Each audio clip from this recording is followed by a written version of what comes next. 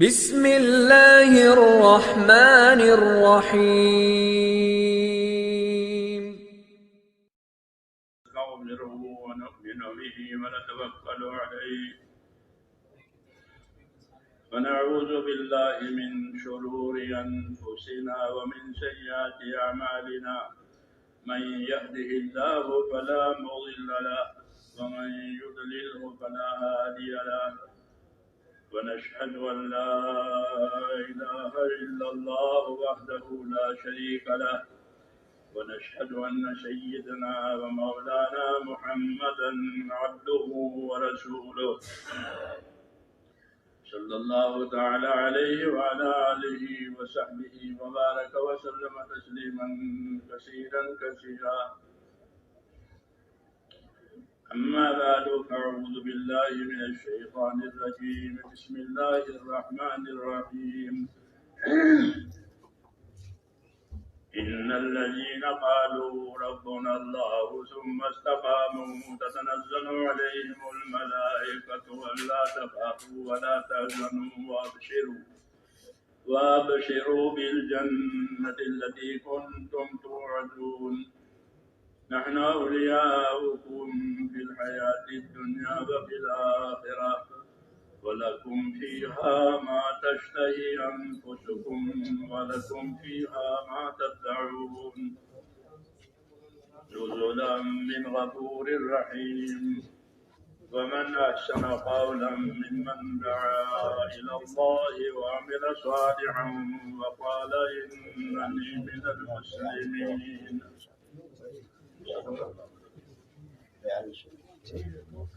بزرگ اور پیارے بھائیو،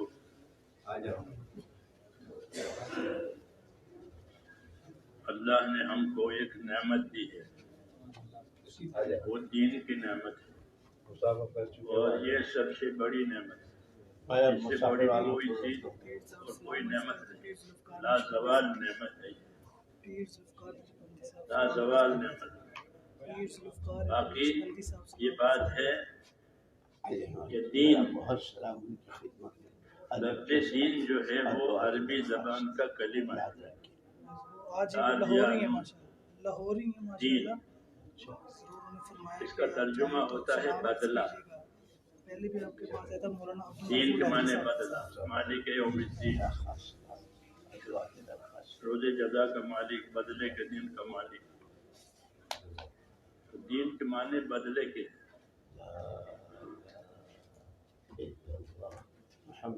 ایک جگہ اللہ نے عمل کی بنائی ہے، ایک جگہ بدلے کی بنائی ہے۔ دنیا عمل کی جگہ ہے، آخرت بدلے کی جگہ ہے۔ کہ آخرت میں جو کچھ ملے گا وہ بطور بدلہ کے ملے گا۔ اگر کسی نے کچھ کیا نہیں ہے تو اس کو کچھ نہیں ملے گا، کیونکہ وہ بدلے کی جگہ ہے۔ جیسے بازار وہ لین دین کی جگہ ہے، اگر پیسے لے کر مال لے کر جائے گا تو مال ملے گا، مال لے کے نہیں گیا تو اس کو بازار سے مال نہیں ملتا۔ اگر سے بازار لدا ہوا ہے مالوں سے، لیکن اسے کچھ نہیں ملے گا، کیونکہ اس کے بعد مال نہیں ہے۔ تو مال کے بدلے میں مال، یہ بازار ہے کہ مال لے کر آؤ، مال لے کر جاؤ۔ بازار لدے ہوئے ہیں اور مال نہیں ہے تو اس کا دل بہت پریشان ہوگا کہ میرے پاس پیسے ہوتے، مال ہوتا تو یہ چیز بھی بہت اچھی ہے، یہ چیز بھی بہت اچھی ہے، یہ بھی بہت کام کی ہے۔ ہاں، تو وہ چیزوں کو دیکھ دیکھ کر کے آزردہ اور پریشان ہوگا، کیونکہ مال نہیں ہے۔ کہ بازار سندہ کیا گندہ تر، تحت تہید اس طرح دل پرا گندہ تر۔ کہ بازار جتنا آباد ہوگا غریب کو اتنی پریشانی ہوگی۔ ایسے ہی آخرت کی بات ہے کہ آخرت بدلے کی جگہ ہے۔ ہاں، جس نے بدل کی کوئی چیز نہیں قائم کی ہوگی تو اس کو اپنے خسارے کا، اپنے نقصان کا بہت پچھتاوا ہوگا۔ حسرت کافر کے لیے حسرت ہے، کافر کے لیے حسرت اور پچھتاوا ہے۔ ہاں، وَإِنَّهُ لَحَسْرَةٌ عَلَى الْكَافِرِينَ، کہ وہ حسرت پچھتاوا ہی پچھتاوا اور کچھ ہے نہیں۔ تو آخرت میرے بھائیوں بدلے کی جگہ ہے، اور کام کی جگہ اللہ نے دنیا کو بنایا ہے کہ یہ عمل کے لیے ہے، عمل کے اسباب دیے ہیں، عمل کے طریقے دیے ہیں، عمل کرنے کے لیے اسباب دیے ہیں، ہاتھ، پاؤں، عقل، مال، یہ سب کام کرنے کے لیے، اور آخرت کے بطور بدلہ کے، اور وہ اصل ہے کہ وہ فنا نہیں ہوگی، اس کو زوال نہیں آئے گا، وہ ہمیشہ کے لیے ہے اور بطور بدلہ کے۔ اس لیے رسول صلی اللہ علیہ وسلم نے فرمایا کہ ان الدنیا خلقت لکم، دیکھو دنیا کو تو اللہ نے تمہارے لیے پیدا کر دیا ہے، تمہارے لیے پیدا کیا اور کسی کے لیے نہیں پیدا کیا، اور تم کو آخرت کے لیے پیدا کیا۔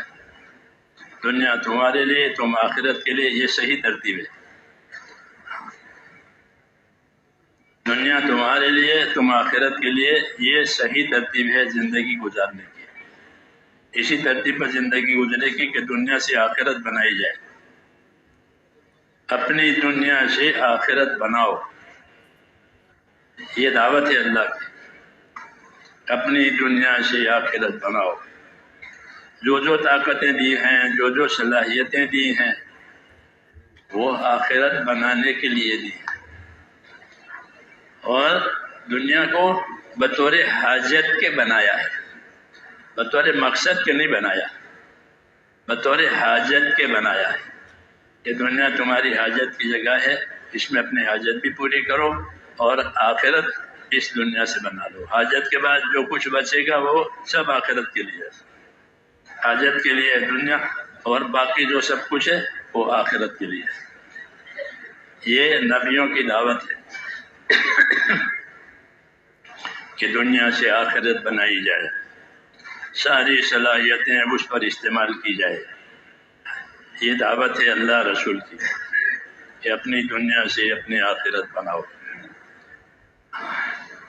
تو دنیا کا سب سے بڑا نفع یہی ہے کہ وہ آخرت کے کام کی چیز ہے۔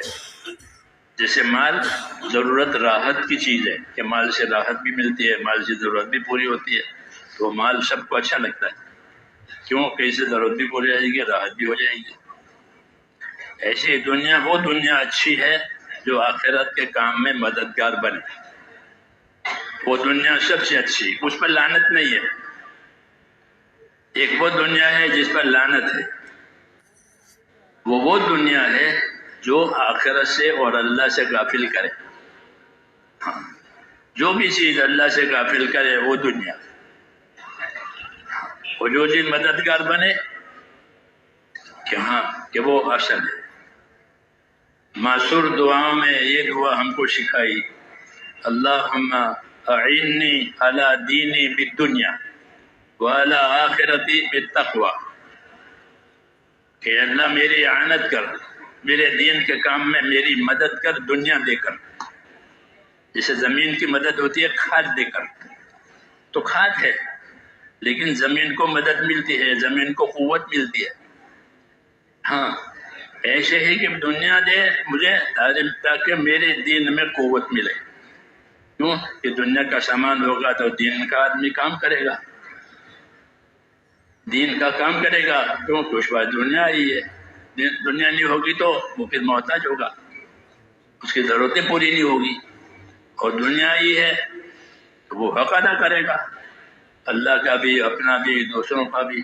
اس لیے اعانت مانگی ہے کہ یہ اعانت اور مدد کرنے کے لیے ہے، جیسے کھاد پانی زمین کے اعانت کے لیے۔ مفتی نجیب دارالعلوم کراچی سے یہ اس کا درجہ ہے کہ اعنی علی دینی بالدنیا، بہت سلام کہا ہے، میری اعانت کر، میرے دین میں میری مدد کر، میرا ہاتھ بیٹا بہت بہت سلام کسی سے کہ دنیا دے کر، اللہ مجھے دنیا دے کہ دین میں پھر میں اپنے دین کا کام کروں۔ اور اب وہ وفاقی مدارس اصل مقصود ہے، آ گئی ہے تو اس لیے دنیا ساری کی ساری اسباب اور وسائل کا نام ہے، ان میں سے کوئی چیز بھی مقاصد میں سے نہیں ہے، نہ حکومت مقصد ہے، نہ تجارت مقصد ہے، نہ زراعت مقصد ہے، کوئی چیز مقصد نہیں ہے۔ یہ سب وسائل ہیں اصل کام کے لیے، وہ اصل ہے آخرت۔ سورہ فاتحہ اور سورہ بقرہ کی تندرستی بھی کہ تندرستی آخرت کے لیے ہے۔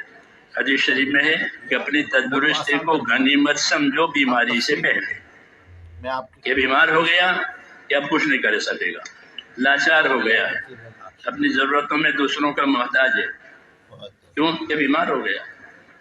کہ اپنی تندرستی کو غنیمت سمجھو یہ بیماری سے پہلے، اپنی مالداری کو غنیمت سمجھو غریبی سے پہلے، اپنی فرصت کو غنیمت سمجھو کسی کام میں الجھ جانے سے پہلے۔ یہ ہدایتیں دی ہیں۔ کیوں کہ الجھ گیا، بیمار ہو گیا، کسی بات میں پھنس گیا، اب کہیں کا بھی نہیں رہے گا۔ کیوں؟ اصل آخرت بنانا تھا اس کو۔ اس لیے میرے بھائیوں، دنیا جو ہے ذمہ داریوں کے پورا کرنے کی جگہ ہے اور آخرت بدلہ پانے کی جگہ ہے۔ یہ قاعدہ ہے، یہی قاعدہ ہے، اس کے خلاف نہیں ہوگا۔ جو اس کے خلاف کرے گا تو وہ دھوکے میں پڑے گا۔ یہ جگہ دنیا دھوکے کی جگہ ہے، متاع الغرور، یا اس کا سارا سامان دھوکے کا ہے۔ یہ دھوکے کا مطلب یہ ہوتا ہے کہ اصل آخرت کو بھول جائے گا دنیا کی محبت میں، اور پھر دنیا باقی نہیں رہے گی، تو اس کو دھوکہ ہو گیا کہ جو اصل چیز تھی وہ چھوٹ گئی، اور جو رہ گئی وہ کام کی نہیں آئی، تو اس کو دھوکہ ہو گیا۔ دھوکے کا اثر پچھتاوا ہوتا ہے کہ دھوکہ کھایا، تو آدمی جب دھوکہ کھاتا ہے اور دھوکہ کھلتا ہے تو اس کو پچھتاوا ہوتا ہے۔ جب تک دھوکہ کھلتا نہیں ہے پچھتاوا نہیں ہوتا، وہ دھوکے میں رہتا ہے، دھوکے میں رہتا ہے۔ لیکن جب کھلے تو میں نے تو یہ کر دیا، تو اس کو پچھتاوا ہوتا ہے کہ اب وہ استطاعت اور طاقت باقی نہیں رہی، تو اس لیے پچھتاوا رہ گیا۔ اس لیے حضور صلی اللہ علیہ وسلم نے حدیث شریف میں فرمایا کہ ہر آدمی مرنے کے بعد پچھتائے گا۔ لوگوں نے پوچھا یا رسول اللہ، ہر آدمی کیوں پچھتائے گا؟ اس میں اچھے بھی ہوں گے جن کی کارگزاریاں، جن کی زندگیاں اچھی ہوگی، وہ کیوں پچھتائیں گے؟ گنہگار تو پچھتاوا، یہ تو معقول بات ہے۔ تو فرمایا کہ وہ اس لیے پچھتائیں گے کہ ہم نے اس سے زیادہ کیوں نہیں کیا۔ یہاں تو بہت نفع ملتا تھا، ہزاروں کروڑوں کے برابر یہاں نفع ملتا تھا، ہم نے کیوں نہیں کیا؟ اس کو اس کا پچھتاوا ہوگا۔ نہ کرنے والے کو تو ہے پچھتاوا، اور جس نے کیا اس نے کہا میں نے زیادہ کیوں نہیں کیا، اس لیے وہ بھی پچھتائے گا، کیوں حقیقت کھل گئی ہے۔ تو اللہ تعالیٰ نے دنیا کو آخرت بنانے کا ذریعہ بنایا ہے، اور یہاں ہم پر ذمہ داریاں آئی ہیں، اور قاعدہ یہ ہے کہ جتنی ذمہ داری پوری کی جائے گی اتنی مدد ہوگی۔ المعونۃ علی قدر المعونہ، حدیث شریف میں ہے المعونۃ علی قدر المعونہ، کہ اللہ کی مدد اتنی ملے گی جتنی ذمہ داری پوری کی جائے گی۔ ذمہ داری پوری نہیں ہوئی ہے کہ پھر کوئی مدد نہیں ہے، اللہ کی مدد نہیں ہے۔ یوں اللہ تعالیٰ کھانا پینا دے دیں گے، ہاں وہ مدد نہیں کہلاتی ہے، وہ تو تربیت کہلاتی ہے۔ وہ تو جانور کو بھی ملتا ہے، دشمن کو بھی ملتا ہے، کھانا پینا، اس کی روزی، وہ مدد نہیں کہلاتی، وہ تو تربیت اور پالنے کا سامان ہے، وہ موت تک ہے۔ لیکن جس کو مدد کہتے ہیں وہ الگ ہے، کہ مدد تو اللہ تعالیٰ کی اپنی ذمہ داریوں کو پورا کرنے کے لیے سے ہی ملے گی۔ اس لیے حضور صلی اللہ علیہ وسلم یہ فرمایا کہ اللہ کی مدد اتنی ملے گی جتنی ذمہ داری پوری کی جائے گی۔ اس لیے اللہ تعالیٰ نے دنیا میں رسولوں کو بھیجا، پیغمبروں کو دنیا میں بھیجا، وہ ذمہ داریوں کو بتانے کے لیے آئے ہیں۔ انبیاء کرام جو پہلے گزرے ہیں، عام طور پر یہ انبیاء کرام اسباب والوں کے پاس بھیجے گئے، اسباب والوں کے پاس، کہ جن کی دنیاوی اسباب میں وہ ترقی پر ہیں، ان کے پاس بھیجا گیا رہبری کرنے کے لیے کہ تمہاری زندگی کی اصلی زندگی وہ آخرت کی زندگی ہے، یہ تو اس کے بنانے کے لیے دی ہے۔ تو عام طور پر انبیاء کرام علیہ الصلوۃ والسلام ترقی والوں کے پاس، اسباب والوں کے پاس بھیجے گئے تھے، یہ بتانے کے لیے کہ تمہاری اصلی کامیابی تمہاری موجودہ صورت میں نہیں ہے، بلکہ جو طریقہ ہم بتائیں گے اس میں تمہاری کامیابی ہے۔ اس لیے ٹکراؤ ہوتا تھا نبیوں کے ساتھ، وہ ٹکراتے تھے نبیوں کے ساتھ، اپنے اسباب کی وجہ سے. مثلا نوح علیہ السلام کی قوم بڑی بھاری تعداد میں تھی، خوشحال بھی تھی. اب نوح علیہ السلام کی دعوت سے وہ ٹکرا. نوح علیہ السلام کو دعوت دیتے تھے کہ تم اپنے باپ دادوں والی باتیں چھوڑو، میں جو باتیں کہوں وہ اس پر آؤ. گجرات پاکستان. تو وہ نہیں مانتے تھے، قبول نہیں کرتے تھے، اور جو لوگ قبول کرتے تھے وہ بہت تھوڑے اور غریب. یہ بیان بہت دھیان سے غریب، ان کی ماحول میں کوئی گنتی نہیں ایسی. تو وہ اس کو دیکھتے تھے کہ تمہاری بات میں کیا رکھا ہے، تمہارے ساتھ کون ہے، تمہاری بات میں کوئی وزن ہوتا، کوئی کشش ہوتی تو تمہارے ساتھ ہوتے. تمہارے ساتھ تو یہ لوگ ہیں. انومن لک واتبعک الارذلون، کیا ہم تیری بات پر ایمان لاویں؟ ہوتے کم کی حیثیت کے لوگ تیرے ساتھ ہیں، کچھ نہیں. تو انہوں نے اپنی حیثیت کو دیکھا اور دعوت کو اور دین کو نہیں دیکھا. یہی ٹکراؤ ہوتا ہے. ہاں، کہ دین آتا ہے، دین کی دعوت آتی ہے تو اس کی نظر اپنی حیثیت پر جاتی ہے، اپنی حالت پر جاتی ہے، اور یہ بات ٹھیک نہیں ہے. ہاں، اس لیے کہ جو حیثیت، جو حالت اللہ تعالیٰ دنیا میں دیتے ہیں وہ تو امتحان کے لیے ہوتی ہے، دیکھنے کے لیے ہوتی ہے کہ کون اس حیثیت میں، اس حالت میں اللہ کی تابعداری کرتا ہے اور کون اللہ تعالیٰ کو بھولتا ہے. اس لیے اللہ تعالیٰ دنیا کی حیثیتیں دیتے ہیں، دنیا کی زینتیں دیتے ہیں، اور دنیا کا کر و فر بھی دیتے ہیں، اس بات کو دیکھنے کے لیے کہ کون مان کر کے چلتا ہے، کون حقیقت کو سمجھتا ہے، اور کون آنکھوں سے نظر آنے والی چیزوں میں دھوکہ کرتا ہے. اِنَّا جَعَلْنَا مَا عَلَى الْأَرْضِ زِینَةً لَهَا، کہ دنیا کی تمام چیزوں میں ہم نے زینت رکھ دی ہے جو طبیعت کو اور نفس کو کھینچتی ہے.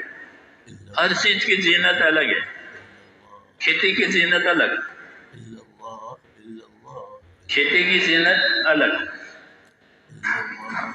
کپڑے کی زینت الگ، کھانے کی زینت الگ، ہر چیز کی زینت الگ ہے. آسمان کی زینت الگ، کہ آسمان کو ہم نے ستاروں سے زینت دی. تو ہر چیز کی زینت الگ الگ ہے. ہاں، تو طبیعت ان زینت کی طرف چلتی ہے. ہاں، یہ سمجھا کر یہ بتایا کہ یہ سب چیزیں زینت ہے.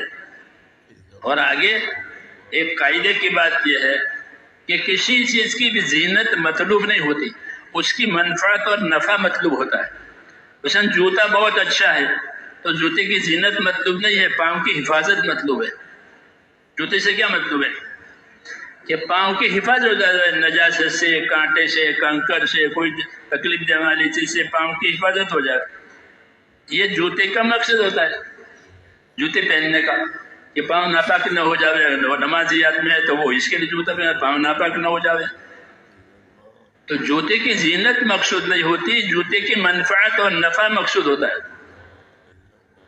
ہاں، تو زینت آزمائش کے لیے دی ہے، امتحان کے لیے. کون زینت کی طرف جاتا ہے، کون حقیقت کی طرف جاتا ہے. تو زینت کسی بھی چیز کی مطلوب نہیں ہوتی، وہ دیکھنے کے لیے ہوتی ہے.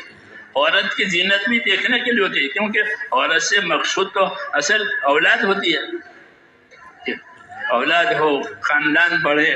یہ مقصد ہے عورت سے نکاح سے. یہ نہیں اس لیے اگر خوبصورتی ہے عورت میں اور اولاد نہیں ہے تو وہ خود بھی پریشان ہے، اس کا شوہر بھی پریشان ہے. کیا بات کہ ہماری گود خالی ہے، ہمارے اولاد نہیں ہے، دعا کرو. تو اس لیے قاعدہ یہ بتایا کہ یہ زینت ہے، اور زینت کسی بھی چیز کی مقصد نہیں ہوتی، وہ تو دیکھنے کے لیے اور امتحان کے لیے ہوتی ہے. شو کو کوئی تھوڑے خریدتے ہیں، بلکہ شو کی وجہ یہ چیزیں خریدتے ہیں. بلکہ شو روم کوئی اکرام کے لیے نہیں ہوتا، بلکہ وہ شو جو ہے وہ تو خرید و فروخت کو بڑھانے کے لیے ہوتا ہے. تو اللہ نے کہا یہ دنیا کی زینت ہے، اور زینت کسی بھی چیز کی مقصد نہیں ہوتی. اس لیے جو لوگ اس کی زینت میں پھنسیں گے وہ دھوکہ کھائیں گے. قرآن پاک میں ہے کہ قارون مالدار تھا، اور جب اس کی سواری نکلتی تھی زینت کے ساتھ، کر و فر کے ساتھ، تو لوگ اس کو دیکھتے تھے. جو لوگ نادان ہوتے تھے، حقیقت نہیں جانتے تھے، وہ کہتے تھے کہ ہاں قارون کتنا نصیبدار ہے، کتنا نصیبدار ہے، کتنا ہوتا کہ ہم بھی ایسے ہوتے۔ کہ وہ لوگ کہتے تھے جو حقیقت سے بے خبر تھے اور زینت کو دیکھتے تھے، فخرج فی زینت، کہ وہ اپنی زینت میں کرتے۔ تو جو لوگ حقیقت نہیں جانتے ہو، یا لیت لنا مثل ما اوتی قارون، ہمارے پاس بھی ایسا کروڑ ہوتا جیسے ان کے پاس ہے، انہ لذو حظ عظیم، یہ تو بڑا نصیبدار ہے یہ کہتے ہیں۔ اور اس زمانے کے جو لوگ حق شناس تھے وہ کہتے تھے ارے اللہ تمہارا بھلا کرے، یہ کچھ نہیں ہے، اللہ تعالیٰ بندے کو جو اپنے عمل کا بدلہ دے گا وہ اصل ہے، یہ تو زینت ہے، یہ زینت تو دیکھنے دکھانے کے لیے ہے۔ لیکن وہ لوگ کہتے تھے جو حقیقت کو پہچانتے تھے، وہ ان سے کہتے کہ تم کسی میں پڑے ہو، اس کی زینت کو دیکھتے ہو۔ چنانچہ جب اس زینت کا انجام ہوا کہ قارون اپنی زینت میں، اپنے مال میں باغی بن گیا، کیا بن گیا؟ کہ باغی بن گیا۔ یعنی جب موسیٰ علیہ السلام نے اس کو دعوت دی، کیونکہ اللہ کا یہ طریقہ ہے کہ اللہ اسباب بھی دے گا اور اسباب کے بعد احکام بھی دے گا۔ ہاں،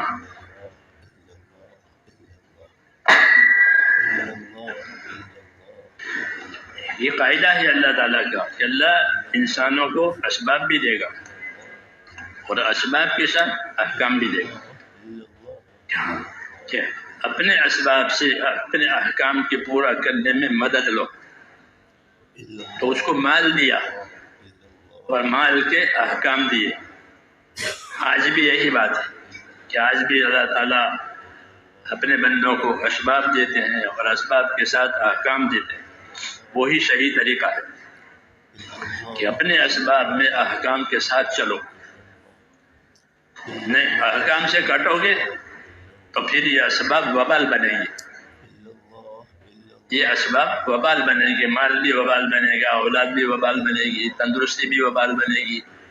کیوں کہ اسے احکام پورے نہیں ہوئے۔ یہ دستور ہے اللہ تعالیٰ کا، تبلیغ کا یہی مصدر ہے کہ اللہ کی بات پہنچے گی ہر سبب والے کے پاس اس لائن کے حکم کے ساتھ۔ حاکم ہے تو اس کو تبلیغ ہوگی حکومت کے حکموں کے ساتھ، تاجر ہے اس کو تبلیغ ہوگی تجارت کے حکموں کے ساتھ، ایسے ہر سبب والے کو تبلیغ ہوگی اس لائن کے حکموں کے ساتھ۔ پہلے انبیاء کرام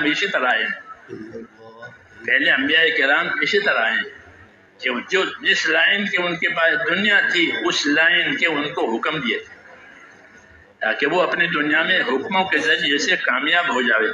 اگر وہ حکم توڑیں گے تو پھر وہ گھاٹے میں اتر جائیں گے۔ تو قارون کو مال دیا تھا تو اس کو حکم بھی دیے کہ وابتغی فیما آتاک اللہ الدار الآخرہ۔ اللہ نے قارون کی بات کو اور قارون کے قصے کو اس امت پر اتارا ہے اپنے کتاب میں، تاکہ یہ سمجھ میں آئے کہ یہ مسئلہ صرف قارون سے متعلق نہیں تھا بلکہ ہر مالدار سے یہ مسئلہ متعلق ہے۔ جس کے ساتھ بھی مال ہے، جس کے قبضے میں بھی مال ہے، اس کے لیے یہی حکم ہے جو قارون کو دیا گیا۔ حکم نہیں بدلتے، ہاں استعمال کے طریقے بدلتے ہیں، استعمال کے طریقے بدلتے ہیں، عمل کے طریقے بدلتے ہیں، طریقے الگ، اصل حکم تو ہوتا ہے ایک۔ تو اس کو یہ حکم دیا تھا کہ وابتغی فیما آتاک اللہ الدار الآخرہ، تو اس کو اللہ نے جو مال دیا ہے اس سے اپنی آخرت بنا لے۔ وہ اپنی زینت میں دیکھتا تھا اور اس کو اپنے کمال پر، اپنے مال پر یہ غرور تھا، یہ تو میرا مال ہے، میں نے کمایا ہے، میں نے اب اس کو بچایا ہے، اس میں کسی کا کیا حق ہے؟ انکار کر دیا، اس میں کسی کا حق نہیں ہے۔ موسیٰ علیہ السلام نے اس کو تبلیغ کی تھی کہ مال کا دین بنا، مال کا دین بنا، کیونکہ ہر حالت کا دین بنانا ضروری ہے۔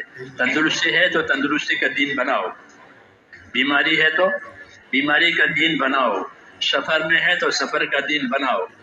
ہر لائن کا دین ہوتا ہے، یعنی اس میں عمل کرنے کے طریقے ہوتے ہیں، اسی کی تبلیغ ہوتی ہے کہ مال ہے تو مال کا دین بناؤ، مال کا دین اختیار کرو، تاکہ یہ مال اس میں برکت بھی ہو جاوے، اس میں بدلہ بھی ہو جاوے، اور اس کی وبال سے حفاظت بھی ہو جائے۔ تو وہ بات اس کو سمجھائی گئی کہ تو اپنے مال سے اپنے آخرت بنا لے۔ اس کو اپنے مال، اس کی زینت پر کر رہا تھا، اس لیے اس نے اس کو بات نہیں مانی۔ تو کہ یہ تو میرا اپنا مال ہے، اس میں کسی کا کوئی حق نہیں ہے۔ یہ بڑی بلا ہے کہ آدمی اپنی صلاحیت کو اپنا حق سمجھ جائے۔ یہ دین نہیں ہے کہ اپنی صلاحیت کو اپنا حق سمجھے، بلکہ اپنی صلاحیت کو امانت سمجھے، چاہے ذہنی صلاحیت ہو، مالی صلاحیت ہو، کسی بھی لائن کی صلاحیت ہو، وہ صلاحیت اس کا حق نہیں ہے۔ حق کس کا ہے؟ کہ حق تو صرف اللہ کا ہے، اسی کا ہے۔ اللہ ہی مالک ہے، باقی سب مملوک ہے۔ اللہ ہی خالق ہے، باقی سب مخلوق ہے۔ تو جتنی بھی صلاحیتیں انسانوں کے پاس ہے، وہ انسانوں کا اپنا حق نہیں ہے، بلکہ وہ ان کے پاس اللہ کی امانتیں ہیں اور اللہ کی نعمتیں ہیں۔ بطور امانت کی دیا ہے، بطور نعمت کے دیا ہے۔ نعمت کے کہہ کر دیا تاکہ فائدہ اٹھاؤ، امانت کہہ کر دیا تاکہ حق ادا کرو۔ ہر نعمت کے یہ دونوں رخ ہوتے ہیں کہ یہ نعمت بھی ہے، یہ امانت بھی ہے۔ یہ نعمت بھی ہے، یہ امانت بھی ہے۔ دین اس لیے سمجھنا ہے میرے دوستوں، اگر دین سمجھے گا تو دھوکہ نہیں کھائے گا کہ بھائی یہ میرے پاس نعمت بھی ہے، یہ میرے پاس امانت بھی ہے۔ نعمت کا پہلو یہ ہے کہ اسے فائدہ اٹھاؤ، کھاؤ پیو، اپنی ضرورت پوری کرو، اور امانت ہے کہ امانت ہونے کا مقصد یہ ہے کہ اس سے حق ادا کرو، اس سے حق ادا کرو کہ اس کا کیا حق ہے۔ اس لیے اللہ تعالیٰ کو شکایت ہے کہ ہم تو نعمتیں دیتے ہیں اور یہ شکر نہیں کرتے، یہ شکر نہیں کرتے، یعنی حق ادا نہیں کرتے۔ نعمت سے فائدہ اٹھاتے ہیں اور حق ادا نہیں کرتے، یہ ناشکری ہے۔ شیطان آدمی کو ناشکری کی طرف لے جاتا ہے۔ جب ناشکری ہوگی تو اللہ کا حق ادا نہیں ہوگا۔ تو اس لیے اس کو یہ دعوت دی تھی، لیکن لوگ اس کی زینت سمجھ کر کے اس پر دھوکہ کہا ہے۔ تو اس زمانے کے نیک بندوں نے اور دینداروں نے یہ کہا کہ یہ کچھ نہیں ہے، آخرت میں جو ملے گا وہ اصل ہے۔ لیکن اللہ تعالیٰ ایک مدت تک ایسا چلنے دیتے ہیں۔ کوئی غلط روش ہو تو غلط روش پر بھی فوراً پکڑ نہیں ہوتی، بلکہ اس کو سدھرنے کا موقع دیتے ہیں، اس کو دعوت دیتے ہیں۔ اللہ تعالیٰ حق بات کی سمجھایا جاتا ہے کہ یہ کرو، یہ کرو، یہ کرو، یہ مت کرو، دعوت آتی ہے، اس کو دعوت پہنچتی ہے۔ پھر اگر وہ سمجھدار ہوتا ہے تو اپنا راستہ بدلتا ہے، یہ میں غلط کر رہا ہوں، اپنے راستے کو چھوڑ دو، غلط راستے کو چھوڑ دیا، حق راستے پر آ گیا، کہ یہ اس نے ہدایت پائی۔ اور بعض ہوتے ہیں کہ ان کو اس نعمت سے محبت ہو جاتی ہے، جس کو فتنہ کہتے ہیں، کہ ہر نعمت فتنہ ہے، اور فتنہ کے معنی لڑائی کے نہیں ہے، فتنہ کے معنی ہے آزمائش کے۔ یہ آزمائش میں آ گیا، اب دیکھو کیا کرتا ہے، صحیح کرتا ہے یا غلط کرتا ہے، اللہ کو راضی کرتا ہے، ناراض کرتا ہے، دین بگاڑتا ہے، دین بناتا ہے۔ اس کو فتنہ، یہ فتنہ ہے کہ مال اولاد فتنہ، کہ اس میں ڈال کر آدمی کا امتحان ہوگا کہ وہ کس رخ پر جاتا ہے۔ اس لیے جب اسباب پیدا ہو جاتے ہیں تو احکام کی دعوت آتی ہے تاکہ وہ اس کے فتنے سے بچ جائے اور کام کا بن جائے۔ اس لیے اس کو دعوت دی تھی، مگر اس نے اپنی دعوت کو رد کر دیا اس بنیاد پر کہ ہمارا ہے۔ حالانکہ آدمی کا کسی بھی نعمت پر حق نہیں ہے، بلکہ وہ اللہ کی عطا ہے، اللہ کی عطا ہے۔ وما بکم من نعمت فمن اللہ، جو کہا وما بکم من نعمت فمن اللہ، تمہارے پاس جو نعمت ہے وہ تمہاری ہے، وہ تو اللہ کے لیے ہوئی ہے۔ جب تک چاہیں گے رکھیں گے، جب چاہیں گے چھین لیں گے۔ رسول صلی اللہ علیہ وسلم نعمت کے زوال سے پناہ مانگتے تھے، یا اللہ نعمت پر زوال نہ آوے، یہ تو پریشان ہو جائے گا۔ تندرستی تھی، وہ نعمت پر زوال آیا، بیمار ہو گیا، مالدار تھا غریب ہو گیا، محبت تھی دشمنی ہو گئی۔ نعمتوں پر زوال آتا ہے حضور صلی اللہ علیہ وسلم نے ہم کو تعلیم دی کہ نعمتوں کے زوال سے پناہ مانگو، کہ اللہ نعمت پر زوال نہ آئے، بلکہ نعمت کا حق ادا کرنے کی توفیق ہو جاؤ۔ یہ تعلیم دی ہے، یہ تعلیم دی ہے۔ دعاؤں میں بھی آپ کی تعلیم ہے، دعوت میں بھی آپ کی تعلیم ہے۔ اللہ کے نبی محمد صلی اللہ علیہ وسلم اپنی دعوت میں بھی نبی ہے، اپنی دعاؤں میں بھی نبی ہے۔ دعوت میں اسے بتایا کہ کیا کرنا ہے، اور دعا میں یہ بتایا کہ کیا مانگنا ہے، کیونکہ آدمی کر کے مانگتا ہے کہ میرا کام ہو گیا مجھے دے دو، مزدور کام کر کے مانگتا ہے نہیں مانگتا، عمل کرنے والا عمل کے بعد اپنا نتیجہ مانگتا ہے۔ تو مانگنا بھی سکھایا کہ اللہ سے کیا مانگو گے، کہ نعمت ملی ہے تو نعمت میں کیا کرو گے؟ کہا کہ نعمت جب ملی ہے تو نعمت کی محبت نہیں مانگنی ہے، اللہم بلکہ کیا مانگنا ہے؟ تو فرمایا اللہم وما رزقتنی مما احب فاجعل قوۃ لی فیما تحب، کہ اللہ جو نعمت مجھے دے رکھی ہے آپ نے الحمدللہ، اب آگے میں یہ مانگتا ہوں کہ یہ نعمت جو ہے وہ تیری تابعداری میں میری مدد کرے، جیسے دوا تندرستی میں مدد دیتی ہے، بیماری زائل ہوتی ہے، وہ تندرستی آتی ہے، قوت پہنچاتی ہے، ایسے جو نعمت مجھے ملے اس کے بارے میں میری درخواست یہ ہے کہ تیری تابعداری میں، تیری اطاعت میں یہ نعمت مجھے مدد کرے، میری قوت بڑھاوے۔ وما رزقتنی من نعمت وما رزقتنی مما احب فاجعل قوۃ لی فیما تحب، کہ جو نعمت مجھے پسندیدہ تھی اور آپ نے مجھ کو دی ہے، تو اگلی حاجت میری یہ ہے کہ اب یہ نعمت ایسی جگہ میں استعمال ہو جو تیرے پسندیدہ طریقے ہیں اس میں یہ میری مدد کرے۔ یہ نعمت سے میں تیرے پسندیدہ طریقوں کو چلوں، تیرے جو احکام تجھے پسند ہے میں وہ کروں، اس اچھے کام میں یہ نعمت مددگار بنے، یہ نہیں کہ وہ اچھے کام میں رکاوٹ بنے، ورنہ وہ رکاوٹ بھی بنتی ہے، رکاوٹ بھی بنتی ہے۔ یہ رکاوٹ دو وجہ سے بنتی ہے، ایک تو رکاوٹ اس وجہ سے بنتی ہے کہ اس نعمت کی محبت آ گئی، اب محبت سے مغلوب ہو گیا، محبت سے مغلوب ہو گیا تو اب نعمت کو اپنے پاس سے ہٹنے نہیں دیتا، روک کے بیٹھتا ہے، ہاں کہ ہماری ہے، اس میں کسی کا حق نہیں ہے۔ اذا مسہ الخیر منوع، کہ انسان کی خصلت یہ ہے کہ اس کو اچھائی ملتی ہے تو اس کو روک کے بیٹھ جاتا ہے کہ ہمارا ہے، اب کسی کو دیتا نہیں، اسے حق ادا کرتا نہیں، یہ عام مزاج ہے انسان کا۔ ہاں، اور اگر اس کو کوئی ناگوار بات پہنچے تو پھر مایوس ہو جاتا ہے کہ میرا کوئی نہیں ہے، میں کیا ہوں پریشان۔ یہ بات نہیں ہے، یہ بات غلط ہے، بلکہ نعمت ملی ہے تو نعمت میں حق دیکھنا ہے کہ نعمت کا کیا حق ہے، اس نعمت سے کیا حق ادا۔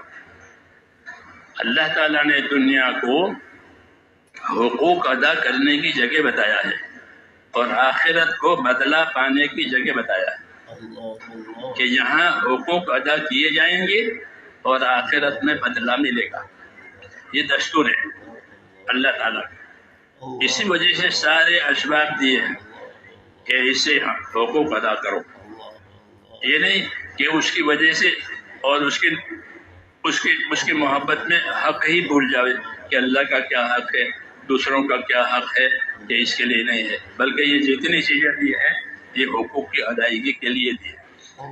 تو حقوق کو جاننے کے لیے دین سیکھنا ضروری ہے، جو دین نہیں سیکھے گا اس کو حقوق کی خبر نہیں ہوگی، اس کو اپنی حاجت راحت کی خبر ہوگی، بس یہ میری حاجت ہے، یہ میری راحت ہے، یہ میری حاجت ہے، یہ میری راحت ہے، تاکہ آرام سے زندگی گزارتا رہے اور آخرت بھول جاوے۔ نعمت کا یہ تقاضا نہیں ہے، بلکہ نعمت کا تقاضا یہ ہے کہ نعمت کے ذریعے سے حق ادا کرو۔ اس لیے نعمت والوں کی طرف احکام آتے ہیں۔ آنکھیں دی ہیں تو اللہ نے آنکھوں کے احکام دیے ہیں کہ آنکھ سے یہ دیکھنا ہے، یہ نہیں دیکھنا ہے۔ کان دیے ہیں تو کانوں کے احکام دیے ہیں۔ زبان دی ہے، زبان کے احکام دیے ہیں۔ اس طرح بدن کے اعضاء اور اس کے احکام، مال اور مال کے احکام، اسباب کے احکام۔ یہی کامیابی کی زندگی ہے۔ تبلیغ احکام کی ہوتی ہے، دعوت احکام کی ہوتی ہے، باقی اسباب ہر ایک کو اس کی قسمت کے مطابق اللہ تعالیٰ دے دیتے ہیں۔ کسی کو حاکم بنایا، کسی کو تاجر بنایا، کسی کو مزدور بنایا، ہاں، کسی کو زمیندار بنایا، کسی کو غریب بنایا، کسی کو مالدار بنایا. نحن قسمنا بینہم معیشتہم، کہ ان کی معیشت کو ہم نے تقسیم کیا ہے. سب مالدار نہیں ہے، سب غریب نہیں ہے، سب زمیندار نہیں ہے، مختلف معیشت ان کی الگ ہے. روزی پہنچانے کے لیے اللہ نے یہ طریقے اختیار کیے کہ ان کی معیشت کو الگ الگ کر دیا تاکہ ایک دوسرے سے ضرورت پوری ہو اور ان کی روزی کا بندوبست ہو. تو یہ تقسیم ہوئی ہے اللہ کی طرف سے روزی ہر ایک کے لیے، اور روزی کے اسباب بھی تقسیم ہو گئے ہیں گزارے کے لیے، دنیا کی زندگی کے لیے. اور پھر اس کے اوپر اللہ تعالیٰ کے احکامات ہیں کہ جو جو اسباب ملیں گے اس کے احکام آئیں گے. جب اسباب میں احکام پورے کرے گا تو وہ کامیاب ہوگا. اسباب میں احکام نہیں پوری کرے گا تو وہ دھوکہ کھائے گا. کہ اسباب چھوٹ گئے یا یہ خود مر گیا اور زندگی کی ذمہ داری پوری نہیں ہوئی تو آخرت برباد ہوئی. اس لیے امتحان کی جگہ ہے، دنیا کو امتحان کی جگہ بتایا کہ اپنے امتحان میں سمجھو اور امتحان میں کامیاب ہونے کی کوشش کرو. کہ امتحان میں کامیاب ہونے کا کیا طریقہ ہے؟ ایک طریقہ یہ ہے کہ اللہ کے حکموں میں کامیابی کا یقین کریں کہ اصل کامیابی تو اللہ کے حکموں کے پورا کرنے میں ہے. ایمان، یقین، خوف یہ اس لیے دیا ہے تاکہ آدمی اصل اس کو سمجھے کہ اصل تو اللہ تعالیٰ کا راضی ہونا ہے. اگر اللہ راضی ہے تو سارے حالات ٹھیک ہو جائیں گے، اللہ ناراض ہے تو سارے حالات بگڑ جائیں گے. حدیث شریف میں ہے کہ من اصلح ما بینہ و بین اللہ اصلح اللہ ما بینہ و بین خلقہ، کہ جو لوگ اپنا اور خدا کا معاملہ ٹھیک کر لیں گے تو اللہ ان کا اور مخلوق والا معاملہ ٹھیک کر دے گا. تمام چیزوں کی چابیاں اللہ کے ہاتھ میں ہے، جب چاہیں گے کھولیں گے، جب چاہیں گے بند کر دیں گے. وَإِن مِّن شَيْءٍ إِلَّا عِندَنَا خَزَائِنُهُ، ہر چیز کے خزانے میرے پاس ہے، اللہ کہتے ہیں. جب چاہیں گے ان خزانوں کو کھولیں گے، جب چاہیں گے ان کو بند کر دیں گے. ہر چیز کے خزانے، بیماری ہو، تندرستی ہو، غریبی، مالداری، محبت، عداوت، یہ جتنے حالات ہیں اور جتنی چیزیں ہیں ان سب کے خزانے ہمارے پاس ہیں. اس کی چابیاں بھی اللہ کے پاس ہیں، جب چاہیں کھولیں گے، جب چاہیں بند کریں گے. یہ اللہ کے قدرت کی بات کہی ہے کہ ہماری قدرت کے نیچے ساری چیزیں ہیں. اس لیے بندوں کو دعوت دی ہے کہ وہ اپنا تعلق اللہ تعالیٰ سے صحیح کریں. اللہ سے ہمارا تعلق بندگی کا ہے، عبادت کا ہے، رشتہ داری نہیں ہے. کوئی بھی کسی سے کوئی رشتہ داری اللہ سے نہیں ہے. اللہ اپنی ذات میں اکیلا ہے. قل هو اللہ احد، اللہ تو اکیلا ہے. اس کی کوئی رشتہ داری نہیں، کوئی خاندان نہیں، کوئی ہمشری نہیں. وہ اپنا اکیلا ہے اپنی شان بان کے ساتھ. ہاں، ہمارا تعلق اللہ تعالیٰ سے بندگی کا ہے، عبادت کا ہے. وہ اصلی تعلق ہے کہ ہم نے بندوں کو عبادت کے لیے پیدا کیا ہے. اس لیے زندگی کا اصلی موضوع اور زندگی کا اصلی مقصد یہ زندگی عبادت پر آ جائے. عبادت ایک رکن ادا کرنے کا نام نہیں ہے کہ نماز پڑھ لی تو عبادت کا حق ادا ہو گیا. کہ نماز بے شک عبادت ہے لیکن وہ عبادت کا ایک جز ہے، عبادت کا ایک رکن ہے، باقی اور عبادت کی چیزیں اور ہیں. تو عبادت یہ جو زندگی کا مقصد ہے، اور جتنے اسباب اور وسائل دیے گئے ہیں وہ عبادت میں مدد کے لیے دیے گئے ہیں، عبادت میں روکنے کے لیے یا غافل کرنے کے لیے نہیں دیے. یہ کہا اس لیے حکم ہے کہ ایمان والو تم کو تمہارے مال اور تمہاری اولاد اللہ سے غافل نہ کرے. اس میں ہوشیار رہو کہ اللہ سے تمہیں یہ چیزیں غافل نہ کرے. اگر ان چیزوں نے غافل کر دیا تو اس نے بڑا نقصان اٹھایا ہے. ہاں، وہ یہ نقصان میں پھنس گیا ہے. ہاں، یہ مرتے وقت یہ تمنا کرے گا کہ اب مجھے دوبارہ زندگی مل جائے یا میری زندگی کچھ بڑھ جائے تو میں پھر اپنی زندگی صحیح کروں. لیکن اللہ ایسا کریں گے. یہ ہدایت یہ تمہیں غافل نہ کرے. اس لیے دعوت بھی آتی ہے، تعلیم بھی آتی ہے، پیغام بھی آتے ہیں. جی ہاں، تاکہ زندگی کا رخ اللہ تعالیٰ کے حکموں کی طرف ہو جائے. جب زندگی کا رخ اللہ تعالیٰ کے حکموں کی طرف ہوگا تو پھر اللہ تعالیٰ دنیا میں حکموں کی برکتیں نازل کریں گے. پہلے برکتیں آتی ہے، پھر بدلہ آتا ہے. اللہ ایمان والے کو بدلہ بھی برکت بھی دیتے ہیں، بدلہ بھی دیتے ہیں۔ نماز کی برکت بھی ہے، نماز کا بدلہ بھی ہے، زکوٰۃ کی برکت بھی ہے، زکوٰۃ کا بدلہ بھی ہے۔ ایسے ہر عبادت کہ اس کی برکت بھی ہے، اس کا بدلہ بھی ہے۔ برکت مانگی جاتی ہے اللہ تعالیٰ سے، انبیاء کرام اللہ سے برکتیں مانگتے تھے۔ اللہم بارک لنا فیما آتیتنا ولا تحرمنا برکت ما آتیتنا، اے اللہ جو دیا ہے اس کی برکت دے، جو ملا ہے اس کی برکت سے محروم نہ فرما۔ دونوں باتیں کہ برکت آ گئی، کہ برکت جو ہے وہ تو ایک ایمان کا اثر ہے۔ ایمان پر برکت آتی ہے، کفر پر برکت نہیں آتی، نافرمانی پر برکت نہیں آتی، برکت ایمان پر آتی ہے۔ برکت کے دو سبب ہیں، برکت کے دو سبب ہیں۔ یہ دو سبب ہوئے تو آسمان کی برکتیں بھی ملیں گی اور زمین کی برکتیں بھی ملیں گی۔ وہ دو سبب کیا ہیں کہ وَلَوْ أَنَّ أَهْلَ الْقُرَىٰ آمَنُوا وَاتَّقَوْا لَفَتَحْنَا عَلَيْهِمْ بَرَكَاتٍ مِّنَ السَّمَاءِ وَالْأَرْضِ۔ یہ شہروں میں، بستیوں میں رہنے والے لوگ اگر اپنی زندگی اللہ کے یقین کے ساتھ، اللہ کے تقوی کے ساتھ گزارے، اللہ کا یقین، اللہ کا تقوی، اللہ کا یقین، اللہ کا تقوی، یہ دو طاقتیں ہیں۔ جیسے بجلی کی دو طاقتیں ہیں، ایک دور پھینکتی ہے، ایک کھینچتی ہے۔ بجلی کے یہ طاقت ایک دور پھینکے، ایک قریب کرتی ہے، کھینچ لیتی ہے۔ ایسے ہی یہ دو طاقتیں ہیں زندگی صحیح بنانے کے لیے، ایک ایمان یقین اور ایک اللہ کا تقوی اور یعنی اللہ کا ڈر۔ اللہ کا ڈر، اگر یہ دو صفتیں پیدا ہو جاتی ہیں تو آسمان سے بھی برکتیں نازل ہوگی اور زمین بھی برکتیں نکالے گی۔ برکت ایک عجیب چیز ہے جو اللہ تعالیٰ اسباب میں ڈالتے ہیں، اس کی وجہ سے مسائل آسان ہو جاتے ہیں۔ برکت کا یہ اثر ہوتا ہے، یہ برکت ہو گئی یعنی مسائل آسان ہو گئے، مشکلات ختم ہو گئی، کام بن گیا۔ کیا ہو گیا؟ برکت ہو گئی۔ تھوڑا کھانا سب کے لیے کافی ہو گیا، تھوڑی تعداد ہوتے ہوئے مدد آ گئی۔ ہاں، کیا ہو گیا کہ برکت ہو گئی، برکت ہو گئی۔ تو برکت ضرور دیتے ہیں اللہ تعالیٰ، لیکن برکت کے اسباب اللہ تعالیٰ کا یقین، اس کے حکموں کا، اس کے خزانوں کا، اس کے وعدوں کا یقین کہ اللہ اصل کرنے والا ہے، اللہ کے ہاتھ میں سب کچھ ہے، وہ جو چاہے گا وہ ہوگا، وہ کرے گا تو ہوگا، وہ دے گا تو ملے گا۔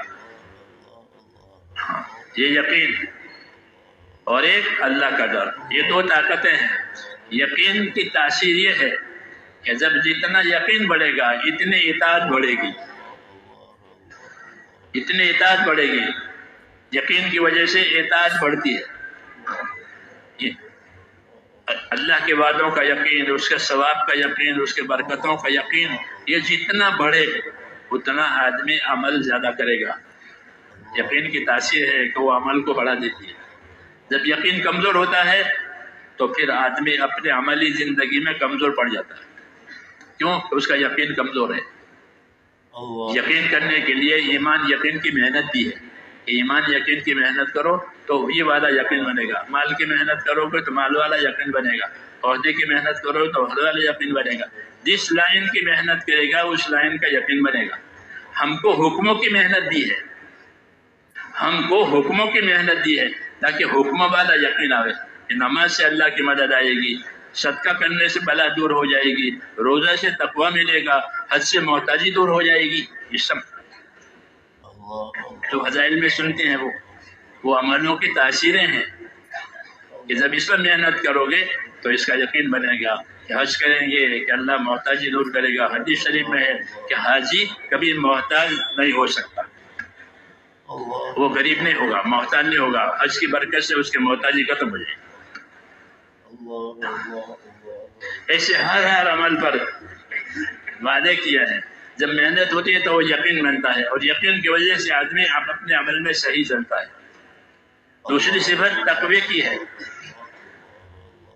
تقوی دل میں اللہ کا ڈر، یہ صفت جب دل میں پیدا ہوتی ہے تو آدمی اپنے آپ کو ہر نافرمانی سے دور رکھتا ہے۔ ہر وہ بات جو اللہ کو ناپسند ہے اس سے اپنے آپ کو بچائے گا۔ یہ دونوں سبب ہیں، یقین اور تقوی. یہ جب ملے گی تو برکتیں آسمان سے بھی ملے گی اور زمین سے بھی. یہ کہا کہ وَلَوْ أَنَّ أَهْلَ الْقُرَىٰ آمَنُوا وَاتَّقَوْا لَفَتَحْنَا عَلَيْهِمْ بَرَكَاتٍ مِّنَ السَّمَاءِ وَالْأَرْضِ. ایمان یقین کی محنت ہے یہ.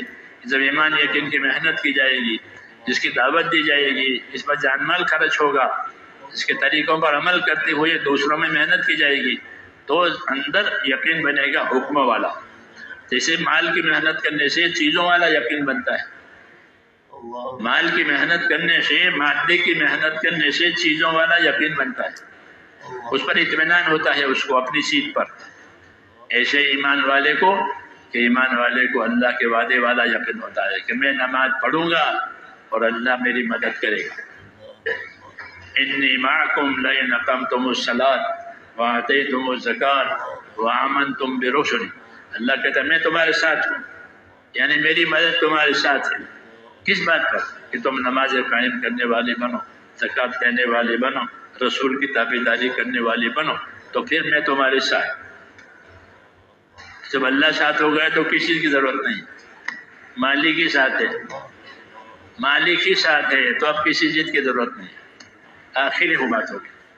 یہ وعدے کہلاتے ہیں. تو جب آدمی اس حکموں کی محنت کرے گا کہ میں نماز پڑھوں گا اور اللہ مدد کرے گا، میں رسول کی اطاعت کروں گا، اس کی سنتوں پر، ان کے طریقوں پر عمل کروں گا، کہ اللہ کی مدد آئے گی. اور یہ چھوٹ گیا کہ پھر کوئی چیز مدد نہیں کر سکتی، کوئی چیز مدد نہیں کرے گی. ساری کائنات مخالف ہو جائے گی، نافرمانی کی وجہ سے حالات خراب ہو جائیں گے. یعنی ساری کائنات جو ہے وہ خلاف جائے گی. کیوں؟ کہ اللہ ناراض ہے. ایک ہی راستہ ہے اپنی زندگی کا کامیابی رہنے کا، اللہ والا یقین، اللہ کے حکموں کی اطاعت، اس کے نافرمانی سے بچنا، اور جو حق اللہ تعالیٰ نے قائم کیے ہیں اس کا ادا ہونا. اللہ کے حق کی دو قسمیں ہیں. ایک قسم اللہ کے حقوق کی وہ ہے کہ اس کا ادا ہونا فرض ہے، جیسے نماز ہے، زکوٰۃ ہے، روزہ ہے، حج ہے. یہ فرائض کہلاتے ہیں.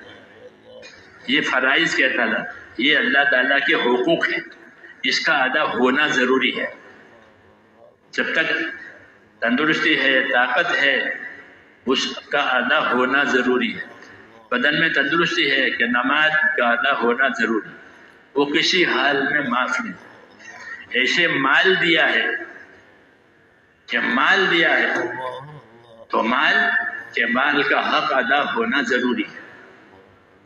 کہ مال میں، کیونکہ اللہ تعالیٰ نے مال کو جمع کرنے کے لیے نہیں پیدا کیا، مال کو خرچ ہونے کے لیے پیدا کیا. جب تک مال خرچ نہیں ہوگا حاجت پوری نہیں ہوگی. یہ بات تو ہے نہیں کہ جب تک مال خرچ نہیں ہوگا حاجت پوری نہیں ہوگی.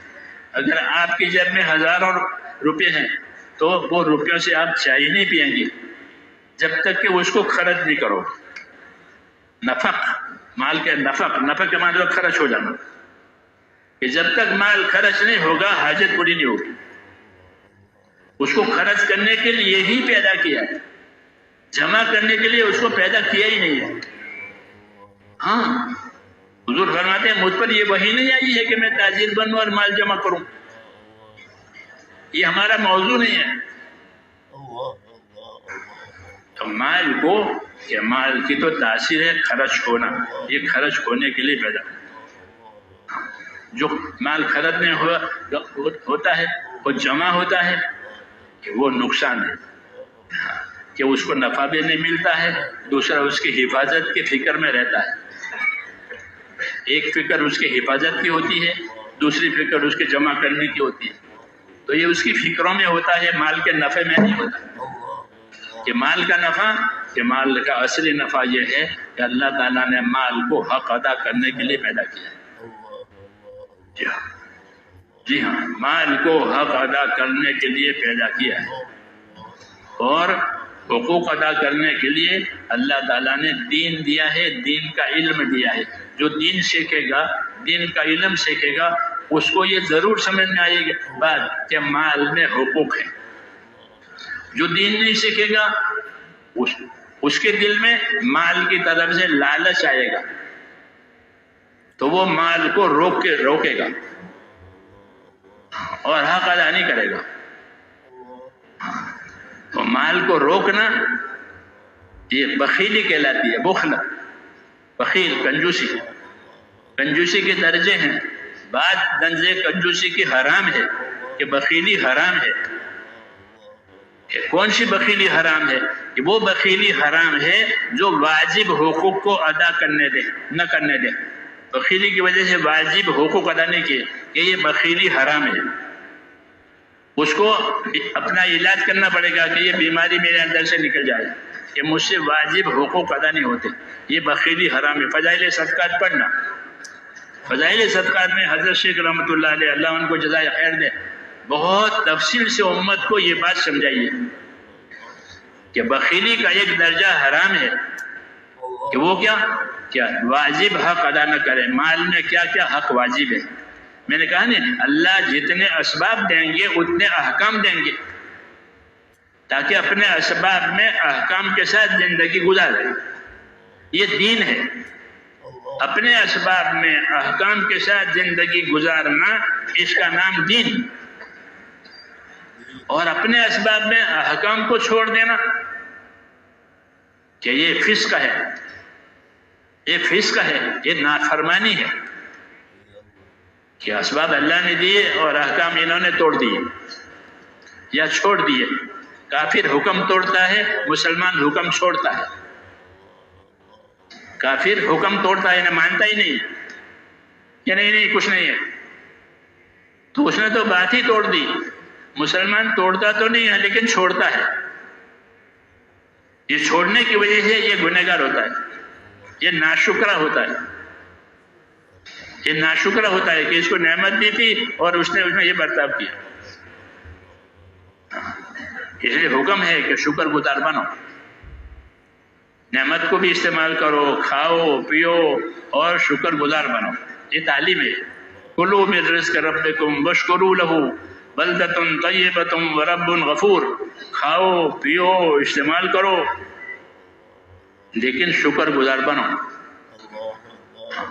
جو قومیں بڑی بڑی مالدار ہوتی ماضی میں، ان کو یہ تعلیم دی تھی کہ تمہاری مالداری مبارک، کوئی گناہ نہیں مالدار ہونا، کوئی گناہ نہیں زمیندار ہونا، لیکن اس کی شکر گزاری ضروری ہے کہ اس نعمت میں حق ادا ہو جائے۔ تو میں نے کہا اللہ نے مال دیا ہے، حضور نے فرمایا میری امت کی بڑی آزمائش مال میں ہے، بڑا فتنہ میری امت میں مال ہے۔ حضور صلی اللہ علیہ وسلم نے مال کے کمانے کے راستے بھی بتائے، مال کے خرچ کرنے کے راستے بھی بتائے۔ اسی طرح سے خرچ کماؤ، اسی طریقے سے خرچ کرو، ہاں، تاکہ جاری پانی کی طرح آتا رہے، پانی جاتا رہے، تو وہ پانی بگڑتا نہیں ہے، جاری پانی بگڑتا نہیں ہے، ہاں، متاثر نہیں ہوتا۔ لیکن جو پانی جاری نہیں، راکد ہے، اپنی جگہ جم گیا، وہ پرانا ہو جاتا ہے، جس کونے کو استعمال نہیں کرو گے اس کا پانی سڑ جائے گا۔ ہاں، ایسے مال میں اللہ تعالیٰ نے حقوق رکھے اور مال قربان کرنے کے لیے دیا ہے، جمع کرنے کے لیے نہیں دیا ہے، قربان کرنے کے لیے دیا ہے کہ اس کی منفعت اور اس کا نفع اس کے قربان کرنے میں ہے، اس کے خرچ کرنے میں ہے۔ یہاں تک کہ اگر خواہشات ہیں تو خواہشات پوری کرنے کے لیے بھی مال خرچ کرنا پڑے گا۔ مال خرچ نہیں کرے گا تو خواہش بھی پوری نہیں ہوگی۔ ہاں، حالانکہ خواہشوں سے تو محبت ہے، خواہشوں سے محبت ہے، لیکن اگر مال جمع کرے تو اس کی خواہش بھی پوری نہیں ہوگی، بھوکا رہے گا، پیاسا رہے گا، کیوں مال جمع کیا ہے وہ خرچ نہیں کرتا، کھانے پینے کی خواہش ہے تو اپنی خواہشوں کے لیے بھی مال خرچ ہوتا ہے۔ دین نے یہ کہا کہ خواہشوں پر مال خرچ ہونے کا تو رواج ہے، تم مال کو حق پر خرچ کرو تاکہ اس کا حق ادا ہو جاوے اور شکر ادا ہو جاوے۔ جب شکر ادا ہوگا تو مال محفوظ، نعمت محفوظ رہے گی۔ شکر ادا نہیں ہوا تو نعمت خطرے میں آ گئی، شکر ادا نہیں ہوگا تو نعمت خطرے میں آ جائے گی کہ ناشکری کی وجہ سے نعمت پر زوال آئے گا، نعمت چھینی جائے گی۔ ہاں، اللہ تعالیٰ چھین لیتے ہیں، یا اس کو نعمت میں سے دور کر دیتے ہیں. نعمت اپنی جگہ رہے گی، ان کو دور کر دیتے ہیں. چلو تم نعمت کے لائق نہیں ہو، تم ہٹو، دوسروں کو لائیں گے ان کی جگہ پر. کیوں کہ وہ حق ادا کریں گے، یہ حق ادا نہیں کرتے. تو زوال کی دو شکلیں ہیں، یا تو اللہ تعالیٰ نعمت ہی چھین لیتے ہیں ناراض ہو کر کے، یا یہ کہ نعمت تو اپنی جگہ رہتی ہے، ان کو ہٹاتے ہیں. قریش مکہ نے حضور صلی اللہ علیہ وسلم کی نعمت کی قدر نہیں کی. اللہ نے بڑی نعمت دی تھی کہ ان کی قوم میں، ان کے خاندان میں نبی بھیجا، قرآن ان کی زبان میں اتارا، اور بڑی بڑی نعمتیں دی.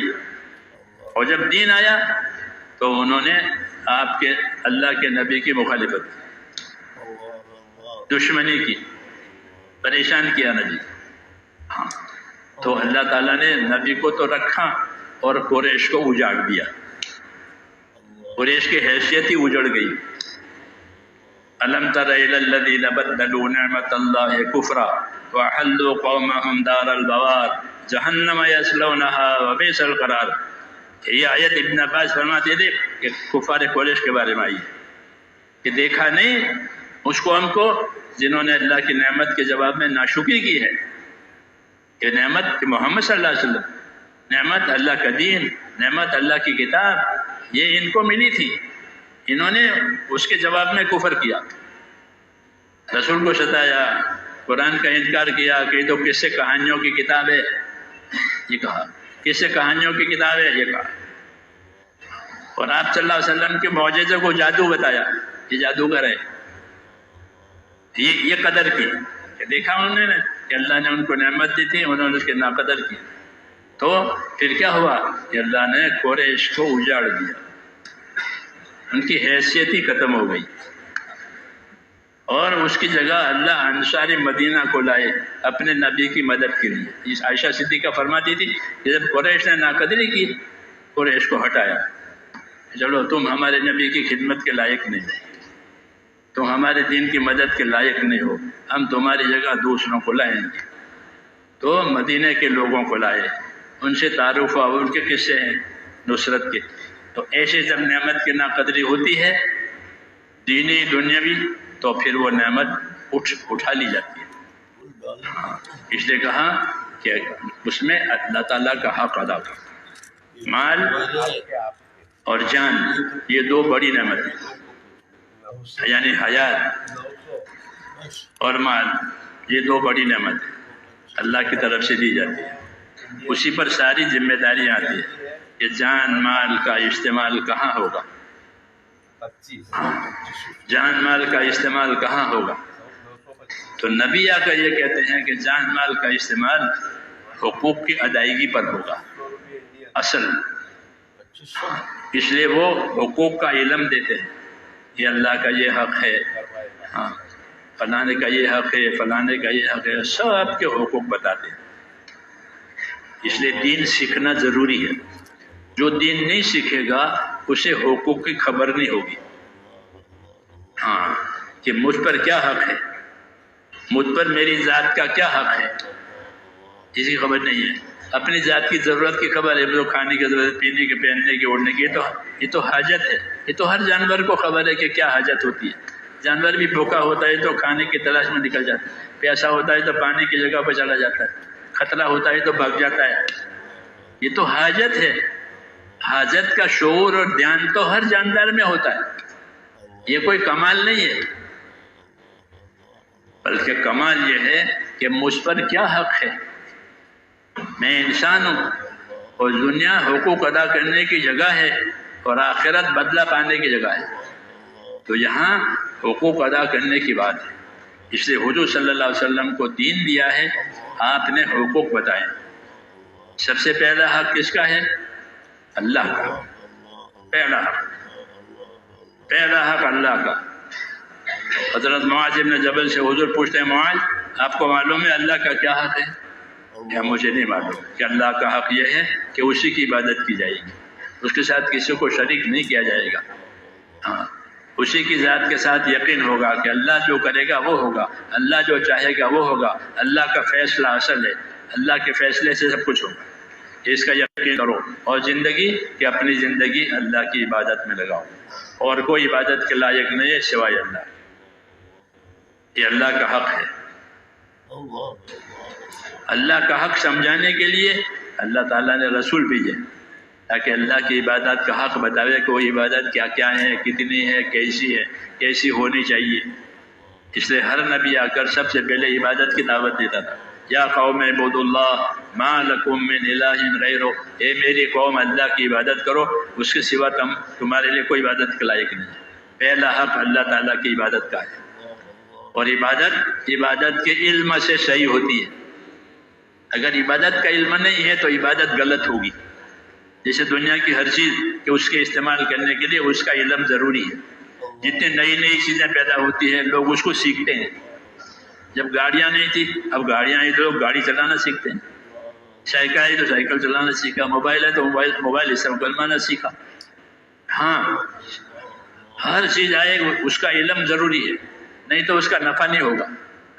ایسے ہی میرے بھائیوں دین کا علم ضروری ہے۔ جب دین کا علم ہوگا تو دین کا نفع ہوگا۔ دنیا کے علم سے دین نہیں چلے گا، دنیا کے علم سے دنیا بنے گی، مادہ بنے گا،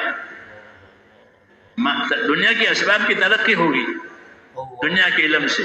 وہ پڑھے منع نہیں ہے، لیکن دین بنے گا دین کے علم سے۔ دین کے علم کے لیے اللہ نے وحی نازل کی۔ 23 برس تک قرآن شریف اترا، عمل کرانے کے لیے، ہدایت دینے کے لیے، زندگیوں کو صحیح بنانے کے لیے، حقوق کی فرمائش کے لیے، اور رسول صلی اللہ علیہ وسلم کو بھیجا تاکہ عملی طور پر اس کو بتائے۔ اس لیے عبادت کا جو وظیفہ ہے اس کو صحیح کرنے کے لیے عبادت کا علم۔ ہماری تبلیغ میں علم و ذکر ہے 6 نمبروں میں، علم و ذکر۔ یہ اسی وجہ سے کہ عبادت کرنی ہے تو عبادت کا علم حاصل کرو، عبادت کے علم سے عبادت صحیح ہوگی۔ ہاں، عبادت کا علم 2 طرح کا ہے، فضائل، مسائل۔ فضائل کے علم سے اپنی عبادت کی قیمت سمجھ میں آئے گی کہ میری عبادت کی اتنی قیمت ہے۔ آدمی جس چیز کی قیمت سمجھے گا اس کی قدر کرے گا، اس کی حفاظت کرے گا، اور جس چیز کی قیمت نہیں سمجھا اس کو ضائع کرے گا۔ کیوں؟ اس کو خبر ہی نہیں ہے کہ اس کی کیا قیمت ہے، میرے کام کا نہیں ہے، لے جاؤ۔ ہاں، اور جس کو قیمت معلوم وہ اسی قیمت کرے گا۔ جہالت کی وجہ سے دین کی بے قدری ہوتی ہے، ورنہ تو ایک سبحان اللہ احد پہاڑ سے بڑا ہے۔ ایک سبحان اللہ، حدیث شریف میں ایک سبحان اللہ احد پہاڑ سے بڑا ہے۔ سبحان اللہ اعظم من احد، اللہ اکبر اعظم من احد، یہ اسی قیمت بتائیے۔ لیکن جب اسی قیمت نہیں ہوگی تو پھر اس کو ضائع کریں گے کہ سبحان اللہ عالم تو کیوں کرتے، اور جس کو اس کی خبر ہوگی وہ کبھی ضائع نہیں کرے گا کہ نہیں اس کو پڑھیں۔ حضرت علی فرماتے تھے کہ تسبیح سبحان اللہ، الحمدللہ، اللہ اکبر نمازوں کے بعد پڑھتے ہیں 33 مرتبہ، اور اللہ اکبر 34 مرتبہ۔ فرمایا یہ حدیث مجھ کو جب سے پہنچی ہے میں نے یہ کبھی میرے سے فوت ہی نہیں ہوئی، میں اس کا پابند ہوں۔ جب سے میں نے یہ حدیث سنی ہے کہ نمازوں کے بعد اور سوتے وقت یہ پڑھی جاتی ہے، یہ فوت ہی نہیں ہوئی۔ کسی نے پوچھا کہ فلاں موقع پر آپ میدان میں تھے، میدان جنگ میں بہت مصروف تھے، اس میں پڑھی تھی کہ ہاں اس میں بھی پڑھی تھی تسبیح۔ ہماری طرح سے کہ تو انفرادی ہے رہنے دو ایسا، ہاں انفرادی ہے، انفرادی چھوڑنے کے لیے تھوڑا ہوتا ہے، اجتماعی بھی کرنے کے لیے ہوتا ہے، انفرادی بھی کرنے کے لیے ہوتا ہے۔ چھوڑنے کے لیے تو کچھ نہیں، چھوڑنے کے لیے تو وہ چیزیں ہیں جو گناہ ہے، وہ چھوڑنے کے لیے ہے، یہ چھوڑنے کے لیے نہیں ہے۔ کیوں کہ ہر عمل کا اثر بھی ہوتا ہے، اجر بھی ہوتا ہے۔ ہر عمل کا اثر ہوگا، اجر بھی ہوگا۔ جیسے آپ نمک ڈالیں گے کھانے میں تو نمک کا اثر ہوگا، یہ نہیں ہوگا۔ تیل ڈالو گے تیل کا اثر ہوگا، مسالہ ڈالو گے مسالے کا اثر۔ ایسے زندگی میں میرے دوستوں جو عمل کرے گا اس کا اثر ہوگا دل پر، اور اس کا اجر ہوگا، یعنی اس کا ثواب لکھا جائے گا۔ ہر عمل میں یہ دو تاثیریں ہیں، اس کا اثر، اس کا اجر، اس کا اثر، اس کا اجر۔ تو جن کو یقین ہوتا ہے کہ اس پر مجھ کو یہ ملے گا، وہ سبحان اللہ کو نہیں چھوڑے گا، یہ تو بہت پہاڑ سے بڑا ہے۔ تو جب اس کا یقین نہیں ہے تو پھر آئی گئی بات ہے۔ اس لیے حکموں پر عمل کرنے کے لیے حکم والا علم، اس کے نتائج اور فضائل والا علم، تاکہ اس علم کی روشنی میں اس حکم کی، اس کے درجے کی قدر ہو جائے اور حکم کو پورا کر کے حق ادا کرے۔ تو اللہ تعالیٰ نے اسباب کو حکموں کے ساتھ جوڑا ہے، جو اسباب ملے ہیں اس کے ساتھ حکم ہے، یہ کرو یہ کرو یہ کرو۔ اس کے لیے میں کہہ رہا تھا کہ دین کا علم حاصل ہونا ضروری ہے۔ ہاں، عام طور پر یہ سمجھتے ہیں کہ ہم تو جانتے ہیں، حالانکہ جو جانتے ہیں وہ ٹھیک ہے، لیکن وہ تھوڑا ہے۔ ہم نہیں کہتے ہیں نہیں جانتے ہیں، لیکن جو جانتے ہیں وہ تھوڑا ہے، اور جو نہیں جانتے ہیں وہ زیادہ ہے۔ اور جب جانے گا نہیں تو کیسے کرے گا؟ حضور صلی اللہ علیہ وسلم کو سکھانے والا بنا کر بھیجا گیا۔ ہاں، کیا آپ کو معلم الناس الخیر، حضور صلی اللہ علیہ وسلم کون ہے؟ کہ لوگوں کو خیر کی باتوں کی تعلیم دینے والے۔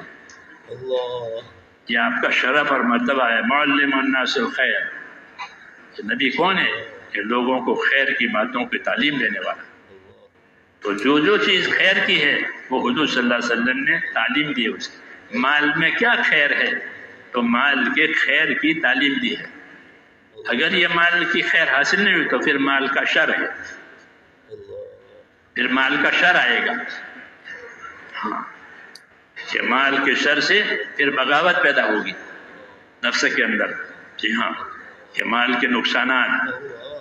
تو اللہ تعالیٰ نے حیات اور مال، یہ دونوں چیزیں ہم کو دی ہیں، اور یہ دونوں چیزیں بطور امانت کی دی ہیں، بطور نعمت کی بھی دی ہے اور بطور امانت کی بھی دی ہے۔ نعمت تو اس لیے دی ہے کہ ہم نعمت کے محتاج ہیں۔ آدمی اللہ کی ہر نعمت کا محتاج ہے، اگر اللہ نہ دے تو اس کی حاجت نہیں پوری ہوگی۔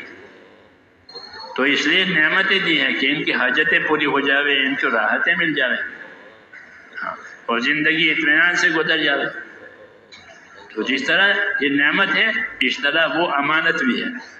اس کا دوسرا پہلو یہ ہے کہ اس سے حق ادا کرنا ہے، اس سے حق ادا کرنا ہے۔ حق ادا کرنے کے لیے حق کا علم ضروری ہے، اس لیے دین سیکھیں گے تو حق کی خبر پڑے گی۔ علم نہیں سیکھا ہے تو حق کی خبر نہیں ہوگی۔ اپنی حاجت کی خبر ہوگی، اپنی راحت کی خبر ہوگی، اپنی دنیا کی ترقی کی خبریں ہوگی، یہ ہوگا۔ تو یہ دھوکے کا سامان ہے۔ دھوکہ اس لیے ہے کہ اس میں پھنس گیا، آخرت چھوٹ گئی، جو اصلی چیز تھی باقی رہنے والی وہ چھوٹ گئی، ہاں، اور جو ہاتھ میں آئی وہ باقی نہیں رہی، تو نہ ادھر کا رہا نہ ادھر کا رہا، یہ دھوکہ ہو گیا۔ اس لیے میرے بھائیوں، یہ دین کا تقاضا کہ اپنے دین کو سیکھنا، علم و ذکر کا جو تذکرہ ہے ہماری دعوت میں، وہ اس لیے ہے کہ اپنا دین سیکھو تاکہ اللہ کا حق پہچانو، اپنی ذات کا حق پہچانو کہ میری ذات کا مجھ پر کیا حق ہے۔ تو کھانے پینے کو حق سمجھتے ہیں تو ٹھیک ہے، لیکن کھانے پینے والا جو حق ہے وہ تو موت سے پہلے کا ہے، موت کے پر کھانے پینے کی بات ختم ہو جائے۔ اصل حق آدمی کی زندگی کا اس کے اوپر یہ ہے کہ آدمی اپنے آپ کو دوزخ سے بچاوے، یہ اصلی حق ہے۔ میری ذات کا مجھ پر اصلی حق یہ ہے کہ میں اپنے آپ کو دوزخ سے بچاؤں۔ اس طرح ہر انسان کو یہ کہا کہ اپنی ذات کو دوزخ سے بچاؤ، یہ تمہارے اوپر حق ہے۔ اگر تم اپنا بچاؤ نہیں کرو گے دوزخ سے تو کوئی دوسری چیز نہیں بچاوے گی۔ وَلَا تَزِرُ وَازِرَةٌ وِزْرَ أُخْرَىٰ، کوئی کسی کا بوجھ نہیں اٹھائے گا کہ بھئی اس کو دوزخ میں نہ بھیجو میں چڑھ جاؤں، کیسے نہیں، اس میں نہیں چلتی بات۔ تو آدمی کی ذات کا آدمی اوپر حق یہ ہے کہ وہ اپنے آپ کو دوزخ سے بچاؤ، یہ اصل حق ہے۔ یا ایھا الذین آمنوا قوا انفسکم، پہلے بات، اے ایمان والو اپنے آپ کو بچاؤ اور اپنے اہل و عیال کو دوزخ سے بچاؤ، کہ اپنے آپ کو، اپنے اہل و عیال کو دوزخ سے بچاؤ، یہ سب سے بڑا حق ہے۔ تو دوزخ سے کیسے بچائیں گے؟ دوزخ کو تو دیکھا بھی نہیں ہے، دوزخ دکھائی بھی نہیں دیتی ہے، پھر دوزخ سے کیسے بچائیں گے؟ تو حضرت علی رضی اللہ تعالیٰ عنہ آیت کا مفہوم یہ بتاتے تھے، یا ایھا الذین آمنوا قوا انفسکم واہلیکم نارا، اس کا مفہوم یہ فرماتے تھے کہ اس آیت کا مفہوم اور مطلب یہ ہے کہ اپنے آپ کو دین سکھاؤ، اپنے اہل و عیال کو دین سکھاؤ۔ جب دین سیکھو گے تو حق سمجھو گے، حق ادا کرو گے، کیونکہ دین میں حقوق کی تعلیم ہے، دین میں حقوق کی تعلیم دی گئی ہے۔ مالداری میں مالداری کا کیا حق ہے، غریبی میں غریبی میں کیا حق ہے، تو یہ سب حقوق کی تعلیم دی ہے۔ تو اس لیے فرماتے تھے کہ آیت کا مفہوم یہ ہے کہ ایمان والو اپنے آپ کو اور اپنے اہل و عیال کو دوزخ سے بچاؤ۔ تو دوزخ سے کیسے بچائیں گے؟ دوزخ تو دیکھی نہیں ہے۔ فرماتے مطلب یہ ہے کہ اپنے آپ کو دین سکھاؤ، وقایت نفس، اپنی ذات کو بچانا۔ کس سے بچانا؟ کہ دوزخ سے بچانا۔ وہ کیسے ہوگا؟ کہ دین سیکھنے سے ہوگا۔ یہ نبی آ کر لوگوں کو دین سکھاتے ہیں، اسباب والوں کو ان کی اسباب کی زندگی میں دین سکھاتے ہیں کہ تم مالدار ہو تو مالداری کا کیا دین، تم غریب ہو تو غریبی کا کیا دین ہے، تم تاجر ہو تو تجارت کا کیا دین ہے۔ شعیب علیہ السلام نے تاجروں کا دین سمجھایا، صالح علیہ السلام نے فیکٹریوں والوں کو فیکٹریوں کا دین سمجھایا۔ ہاں، کیوں کہ وہ فیکٹریاں لے کے بیٹھے تھے، یہ تجارت لے کے بیٹھے تھے۔ شعیب علیہ السلام کی قوم ان کو تجارت کا دین بتایا تاکہ وہ اپنی زندگی میں دین لا کر اپنے آپ کو دوزخ سے بچا اور حق ادا کرے۔ اس لیے دین آیا ہے کہ حق ادا ہو جاوے، اپنی ذات کا حق ہے، اپنی ذات کو دوزخ سے بچاوے دین سیکھ کر کے۔ اور ہماری ذمہ داری آگے کی بھی ہے، کیوں کہ یہ امت آخری امت ہے، یہ امت آخری امت ہے، ان کا نبی آخری نبی ہے، یہ آخر، اس کے بعد کوئی امت نہیں ہے، نبی کے بعد کوئی نبی نہیں ہے۔ تو ہماری زندگی میں دوہرا کہ اپنے ذات سے اپنے آپ کو بنانا اور دوسرے بنے اس کی محنت کرنا، اس کا راستہ بنانا، راستہ بنانا۔ ایک محنت دی ہے دین کی کہ اس کی وجہ سے اپنی ذات میں دین آئے گا، سیکھنے سے، سکھانے سے، ہاں، کہ اپنی ذات میں دین لاؤ۔ قوا انفسکم واہلیکم نارا، اپنے آپ کو، اپنے اہل کو دوزخ کی آگ سے بچاؤ۔ اس کے لیے صلاحیتیں دی ہیں کہ اپنی صلاحیتوں کو دین پر لگاؤ تاکہ دین زندگی میں آوے۔ پھر دوسری ذمہ داری کہ اپنی زندگی میں دین لاتے ہوئے دوسروں میں دین آوے، اس کی محنت کرو، اس کی ترغیب دو، اس کی دعوت دو۔ تو اپنی ذات میں دین لانا میرے بھائیوں وہ پہلی ذمہ داری ہے۔ مالداری ہے تو مالداری کا دین، غریبی ہے تو غریبی کا دین، بیماری ہے تو بیماری کا دین، تندرستی ہے تو تندرستی کا دین، ہر حال کا دین ہے۔ جسے بیماری میں بیماری کا کھانا نہیں کھاتا مریض، مریض کیا کرتا ہے؟ بیماری میں بیماری کا کھانا کھاتا ہے۔ بیماری کے کپڑے اب تو پہناتے ہیں اسپتال میں، اپنے کپڑے نہیں ہوتے، بیماری کے کپڑے۔ ہاں، بیماری میں بیماری کا پوشاک، بیماری کا خوراک، ایسے بیماری میں بیماری کا دین، تندرستی میں تندرستی کا دین، غریبی میں غریبی کا دین، مالداری میں مالداری کا دین، محبت میں محبت کا دین، دشمنی میں دشمنی کا دین۔ ہاں، دشمنی کا معنی دشمنی کرو، ایسا نہیں ہے، دشمنی کا بھی دین ہے، محبت کا بھی دین ہے۔ ہاں، اس لیے دین بڑی نعمت ہے۔ رسول صلی اللہ علیہ وسلم کو کامل دین کے ساتھ بھیجا گیا ہے، کامل دین، پورا ہر حال کا دین۔ ہماری کوئی زندگی کا کوئی حصہ جہالت میں نہیں گزرے گا۔ ہم کو کھانے پینے کا دین، سونے کا دین، اٹھنے کا دین، بیٹھنے کھانے کا دین۔ اس لیے میرے دوستو جب دین ادا ہوگا تو ہر لائن کا دین آئے گا، ہر لائن کا حق ادا ہوگا اور ہر لائن کی کامیابی ملے گی، ہر لائن کی کامیابی ملے گی۔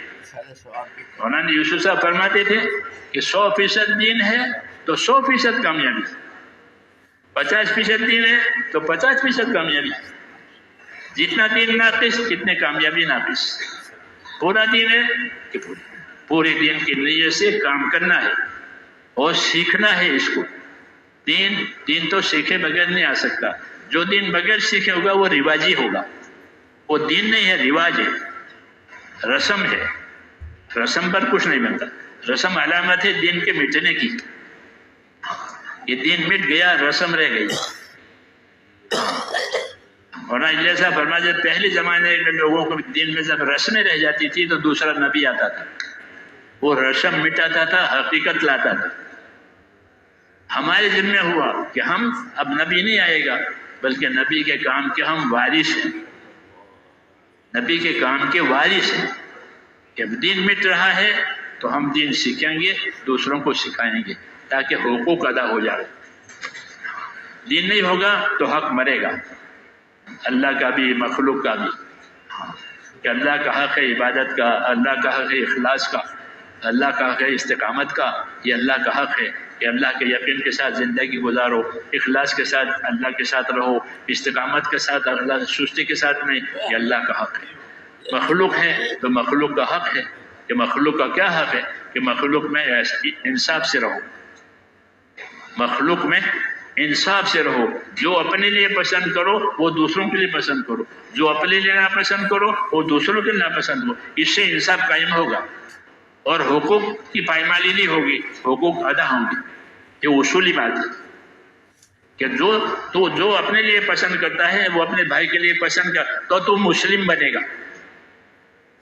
ہاں، جو اپنے لیے پسند کرتا ہے وہ اپنے بھائی کے لیے پسند کرتا تو مسلم بنے گا. کہ اسلام یہ سکھاتا ہے، یہ انصاف کی بات ہے. مخلوق کے ساتھ کہ مخلوق کے ساتھ انصاف، مخلوق کے ساتھ احسان. حکم ہے ان اللہ یامر بالعدل والاحسان. کہ دوسروں کے ساتھ کیسے رہو گے؟ کہ انصاف سے رہیں گے. جو اپنے لیے پسند کریں گے وہ دوسروں کے لیے پسند کریں گے، جو اپنے لیے ناپسند کریں گے وہ دوسروں کے لیے ناپسند کریں گے. ایک کھانا تھا، عائشہ صدیقہ کا معمول اتنا ایسا ہو گیا تھا تو وہ کسی کو دینا چاہتی تھی. آپ نے فرمایا کہ ایسا کھانا دوسرے کو دے گو، اپنے تو پسند نہیں ہے، دوسروں کو کیسے دیں گے؟ تو جو تعلیم ہے یہ کہ جو اپنے لیے پسند کرو وہ دوسروں نے پسند کرو. یہ انصاف کی زندگی ہے. انصاف کی زندگی ہی میں ہی حقوق کی حفاظت ہوتی ہے. غرض کی زندگی میں حقوق پائمال ہوتے ہیں. جب زندگی انصاف کی نہیں ہوگی، اغراض کی ہوگی تو حقوق پائمال ہو جائیں گے. اس لیے ہم کو انصاف والا بنایا ہے. کونوا قوامین بالقسط، انصاف کے ساتھ قائم رہو. حکم ہے انصاف کے ساتھ قائم رہو. کہ انصاف ہر وقت فرض ہے اور ظلم ہر وقت حرام ہے. انصاف ہر وقت فرض ہے اور انصاف نہیں ہوگا تو ظلم ہوگا، تو ظلم ہر وقت حرام ہے.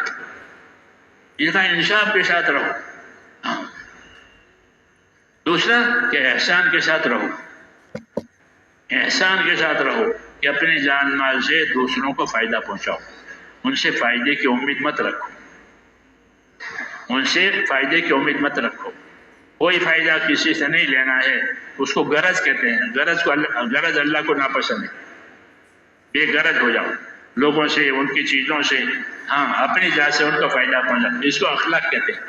اپنی ذات سے دوسروں کو فائدہ پہنچے، ہماری ذات سے کسی کو نقصان نہ پہنچے، اس کو اخلاق کہتے ہیں. کہ بندوں میں انصاف سے رہو، بندوں میں اخلاق سے رہو. ہاں، تاکہ حقوق کی پائمالی نہ ہو اور معاشرہ اور ماحول صحیح ہو. حدیث شریف میں کہ مدینہ منورہ والوں سے حضور نے فرمایا کونوا عباد اللہ اخوانا، اللہ کے بندے رہو، آپس کے بھائی رہو. اللہ کے بندے رہو، آپس کے بھائی رہو. اور مال کے بارے میں انصار سے فرمایا سخاوت سیکھو. سخاوت سیکھو، مال میں سخاوت سیکھو.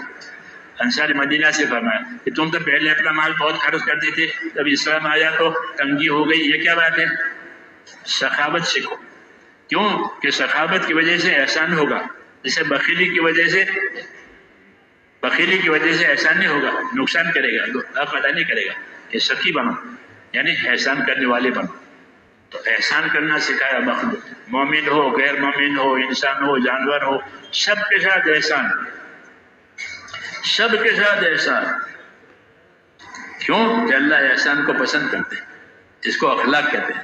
یہ تین بنیادی چیزیں ہیں زندگی میں کہ ایمان یقین آ جاوے، اعمال نیک ہو جاوے، اخلاق اچھے ہو جاوے. یہ بنیادیں ہیں تین. ہاں، انہی تین بنیادوں کی دعوت ہے، انہی تین بنیادوں کی سیکھنے کی دعوت ہے، محنت کی دعوت ہے. یہ تین بنیادیں ہو جائیں، ایمان یقین صحیح ہو جاوے کہ اللہ کرنے والا ہے، اللہ کے سوا کوئی کرنے والا نہیں. اس لیے اللہ کے نافرمانی کسی حال میں نہیں ہوگی. اور اللہ کی تابعداری رسول صلی اللہ علیہ وسلم کے طریقے سے ہو. اس لیے اپنے جان مال کو صحیح استعمال کریں گے، ہاں اللہ کی رضامندی پر اور اس کے ناراضگی سے بچ کر. یہ ایمان اور اعمال. اور تیسرا درجہ پھر تیسرا اخلاق کا ہے کہ ہمارے اخلاق سے انصاف قائم ہو، کسی کا حق دبے گا نہیں بلکہ ادا کیا جائے گا، بلکہ انصاف حق سے زیادہ دیں گے. یہ تو اس کا حق ہے، یہ اور لو. اس سے کیا ہوگا کہ محبت ہوگی. ہمارے پرانے ساتھی سناتے تھے نظام الدین کہ مولانا ریاض رحمۃ اللہ علیہ کا یہ معمول تھا کہ جب ان کو کہیں سفر میں جانا ہوتا تھا تو نظام الدین ریلوے اسٹیشن سے دور ہے. پہلے اتنے ریلوے اسٹیشن تو بہت ریلوے اسٹیشن ہو گئے، ورنہ تو پرانی دلوی ریلوے اسٹیشن تھا وہ تقریباً 10 کلومیٹر. تو وہاں جانے کے لیے ایک ساتھی تھا، گھوڑا گاڑی اس کا ٹانگا تھا، گھوڑا گاڑی وہی آتا تھا وہی لے جاتا تھا. اور اس کی مزدوری مقرر تھی 12 آنے. اس وقت میں آنے چلے روپے کے 16 آنے ہوتے تھے، اب تو 100 پیسے ہو گئے. 12 آنے اس کی مزدوری تانگے گھوڑا گاڑی کی. تو اس میں حضرت جاتے تھے اور مزدوری ہوتی ہے بھائی اسٹیشن لے جائے گا 12 آنے دیں گے، یعنی روپے میں 1 چونی کم. لیکن حضرت اس کو پورا روپیہ دیتے تھے. 12 آنے نہیں 16 آنے، روپے کے 16 آنے بنتے تھے انگریزوں کے زمانے میں، اب 100 پیسے ہو گئے. پورا روپیہ دیتے تھے اور یہ فرماتے بھائی 12 آنے تو تیرا حق ہے ہم پر، اور یہ ایک اوپر 4 آنے کہ یہ ہماری طرف سے ہدیہ قبول کر لو، یہ احسان. اور اجرت دینا مزدوری دینا یہ تو اس کا حق ہے، انصاف کا تقاضا ہے، اور مزید پیسے دیے یہ احسان. تو اللہ نے حکم دیا ان اللہ یامر بالعدل والاحسان، انصاف بھی کرو احسان بھی کرو. تو انصاف بھی ہو گیا، 12 آنے اس کے 4 آنے زائد دیے، یہ احسان. اس کا نتیجہ یہ تھا کہ وہ ہمیشہ انتظار میں، اس کو محبت ہو گئی. کیا ہو گئی؟ محبت ہو گئی کہ اس کو ذرا بھنک لگے کہ حضرت کا سفر ہے تو وہ آ جاؤ کہ میں لے جاؤں گا میں لے جاؤں گا. یہ کیوں؟ کہ اس کے حسن سلوک کی وجہ سے. یہ حسن سلوک سکھایا، ورنہ تو اجرت تو دے نہیں ہے ہر ٹانگے والے کو، جی ہاں، لیکن حسن سلوک اپنے جگہ رہے. اس کو کہتے ہیں ایمان اور احسان، انصاف اور احسان، کہ اس کی وجہ سے محبتیں پیدا ہوگی. سینے صاف ہو جائیں گے، سینے صاف ہو جائیں گے، ورنہ سینوں میں شکایتیں ہوگی. ہاں سینوں میں شکایتیں پیدا ہو جاتی ہے. جب سینوں میں شکایتیں پیدا ہوگی تو آدمی تعاون سے رک جائے گا، پھر تعاون نہیں کرے گا، اس کو شکایت ہے. ہاں قدرتی بات ہے کہ شکایت پیدا ہو گئی، کہ شکایت نہیں پیدا کرنی. اولا تو شکایت لانی نہیں ہے، ایک شکایت ہوتی ہے ایک بدگمانی ہوتی ہے. یہ 2 چیزیں تعاون سے روک دیتے آدمی کو. جب آدمی بدگمان ہو گیا تو وہ تعاون نہیں کرے گا کہ ہم نہیں جانتے وہ جانے، ہاں کہ ہاں یہ بدگمان ہوا ہے. دوسرا شکایت اس کے اندر پیدا ہو گئی اپنے حق کے بارے میں، اس کو یہ کہ میرا حق مرا ہے، تو وہ شکایت کا مبتلا ہو کر وہ بھی تعاون نہیں کرے گا. اور ضرورت ہے کہ بات حق ہے، معاملہ حق ہے تو ہر ایک اس کا معاون بنے. اس لیے انصاف احسان سکھایا تاکہ کوئی شکایت نہ رہے اور آپس کا تعاون باقی رہے. اس لیے حکم دیا ان اللہ یامر بالعدل والاحسان، کہ اللہ حکم دے گا انصاف کرنے کا، اللہ حکم دے گا احسان کرنے کا، کہ ہم حق بھی ادا کریں گے تاکہ کوئی شکایت نہ رہے، احسان بھی کریں گے تاکہ محبت پیدا ہو جائے. یہ طریقہ ہے نبیوں کا. حضور صلی اللہ علیہ وسلم نے تو اس بات کو بہت ترقی دی. احسان دشمنوں کے ساتھ احسان کیا، دشمن جان لیوا، ہاں جان لیوا دشمن، لیکن آپ نے ان کے ساتھ دشمنی نہیں کی، درگزر بھی کیا، ہاں معاف بھی کیا اور اپنی طرف سے اکرام بھی کیا. اکرام بھی کیا کیونکہ آپ صلی اللہ علیہ وسلم اخلاق کے اونچے معیار پر تھے.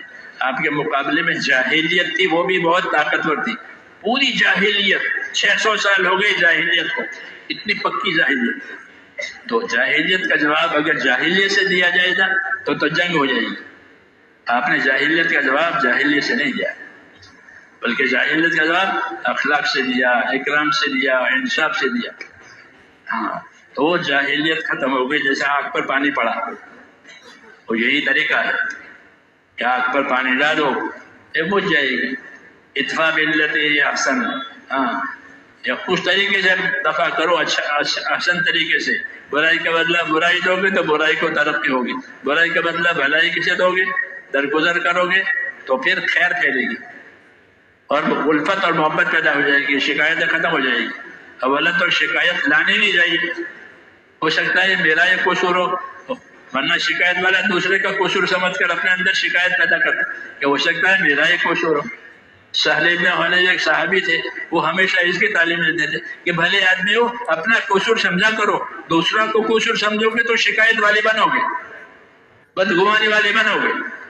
इत्तहिमु अनफुसकुम इत्तहिमु अनफुसकुम, वो कहते थे अपना कसूर समझो, अपने आप को मुत्तहम समझो कि इसमें मेरी गलती है, मेरा ये कसूर है। तो अपनी गलती समझने की वजह से अपनी गलती की इस्लाह आसान है, दूसरे की गलती समझकर दूसरे की गलती को इस्लाह करना मुश्किल है। तो वो लोगों को ये तालीम देते हैं। सहल इब्न हुनैफ, हाँ, उनके बारे में ये मशहूर है, इत्तहिमु अनफुसकुम, भाइयों जब कोई बात हो जाए अपना कसूर कि भाई मेरा ये कसूर है, मेरी गलती है, मैं माफी चाहता हूँ, मैं इसका तदारुक करता हूँ, तो मसला भी साफ हो जाएगा कि नहीं उसका कसूर है, उसने ऐसा किया, तो तुम्हारे हाथ में उसकी इस्लाह नहीं है तो मामला बिगड़ जाएगा।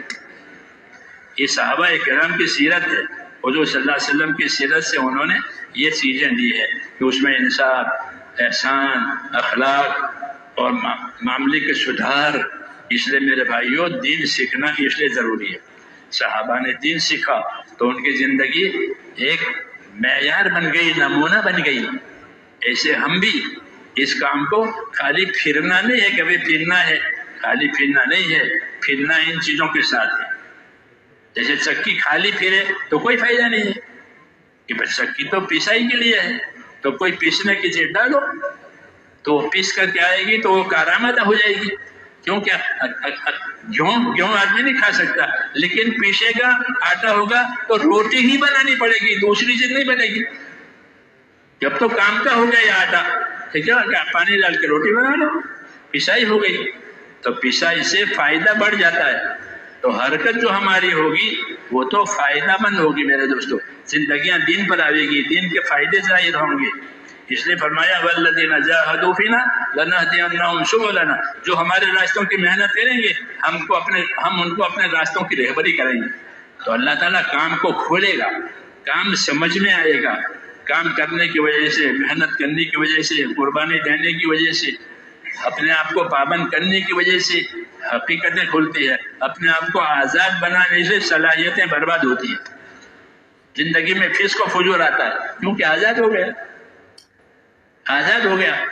आज़ादी से सलाहियतें बर्बाद होती हैं और पाबंद होने से सलाहियतें काम करती है। फिर अल्लाह के हुक्मों का, नबी के तरीकों का पाबंद बनोगी तो तकवा पैदा होगा, आदमी मुत्तकी बनेगा, परहेजगार बनेगा, अल्लाह से करीब हो जाएगा। हाँ, वही असल है कि आदमी अल्लाह से करीब हो जाए, उसकी रहमतों से करीब हो जाए। हुज़ूर सल्लल्लाहु अलैहि वसल्लम को रहमत बनाकर भेजा है, आपके काम को रहमत बनाया, आपकी मेहनत को रहमत बनाया।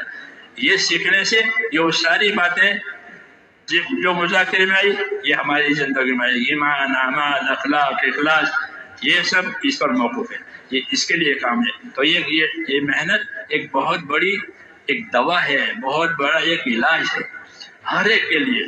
जब ये हर आदमी अपनी सलाहियत के मुताबिक इस मेहनत से फ़ायदा उठाएगा, उसके सलाहियतों में तरक्की होगी। हाँ, क्योंकि सलाहियतें लोगों की मुख्तलिफ है। हदीस में है कि लोग ऐसे कीमती हैं जैसे सोने चांदी की कानें होती, इस ज़मीन में सोना निकलता है, चांदी निकल, वो ज़मीन कीमती हो जाती। ऐसे लोग जो बैठे हुए हैं वो सलाहियत वाले हैं, इनमें सलाहियतें हैं। इनकी सलाहियतों को काम पर लाने के लिए कि उनको दीन की मेहनतें लगाना है। जैसे सोना ज़मीन के नीचे है तो कोई फ़ायदा नहीं, उसको निकालते हैं, फिर वो बाजार में आता है, फिर उसको भाव दिया जाता है। इसी तरह लोग अल्लाह के रास्ते में निकलेंगे, उनकी सलाहियतें दीन पर लगेगी, फिर उनकी सलाहियतें, ये अबू बकर हैं, ये उमर हैं, ये उस्मान हैं, ये अली हैं, ये अबू दरदा हैं, हकीमुल उम्मत, अबू दरदा हकीमुल उम्मत। हाँ, उबई इब्न कअब उम्मत का बड़ा कारी, अबू उबैदा उम्मत का बड़ा अमीर। बड़ी बड़ी सलाहियतें जाहिर हुई। जी हाँ, वरना तो जाहिलियत थी, آپ صلی اللہ علیہ وسلم آئے اور آپ کی دعوت ہوئی، آپ کی تو یہ سب آج بھی یہی ہے کہ لوگوں میں بہت صلاحیتیں ہیں، بہت کام کرنے کی طاقت ہے، مگر وہ ٹھکانے پر لگنا ضروری ہے۔ جب ٹھکانے تو ایک آدمی کتنا کام کر لے گا، اسی کارگزاریاں بنتی ہے۔ اس لیے کہتے ہیں کہ اپنی زندگیوں کو اللہ کے حکم والی محنت پر لگانا، تاکہ زندگی ہماری بھی حکم والی بنے اور امت کے اندر حکموں کے پر چلنے کا ماحول بنے۔ حکم پر چلنے کا ماحول ہماری محنت سے ماحول بنے گا، لوگوں کو دین پر چلنا آسان ہو جائے گا۔ فضا میں جو سڑکیں بنتی ہیں تو چلنا پھرنا کاروبار سب آسان ہو جاتا ہے، اس لیے کہ سڑکیں بنے ہیں، روڈ بنے ہوئے ہیں، محنتوں سے راستے کھلتے ہیں۔ ہاں، محنت نہیں ہوتی تو راستے تنگ ہو جاتے ہیں۔ ہاں، عبادت نماز بھی مشکل ہو جاتے ہیں۔ میں نے پہلے لوگ حج کرتے تھے، نماز نہیں پڑھتے، حج میں جا رہے ہیں کیونکہ سفر میں کیسے نماز پڑھیں، گاڑی میں کیسے نماز پڑھیں، اور اب لوگ گاڑی میں بھی نماز پڑھتے ہیں، ہوائی جہاز میں بھی نماز پڑھتے ہیں، ہر جگہ نماز پڑھتے ہیں، راستے کھل گئے۔ جی ہاں، بلکہ بعض جگہ تو نماز کے لیے جگہ بنائی گئی، کیوں کہ نماز پڑھنے والے آ گئے، تو ہوائی جہازوں کے اس پر نمازوں کے لیے جگہ بنائی، لکھ دیا کہ یہ عبادت کا روم ہے، کوئی بھی عبادت کرے، کوئی بھی مذہب والا۔ یہ کیوں راستے کھلے کہ محنت ہوئی، لوگ اذان دے رہے ہیں، نماز پڑھ رہے ہیں، تو ان کی جگہ بناؤ۔ تو دین کو جگہ ملتی ہے محنت کرنے سے، ورنہ دین کی جگہ لوگ دبا لیتے ہیں۔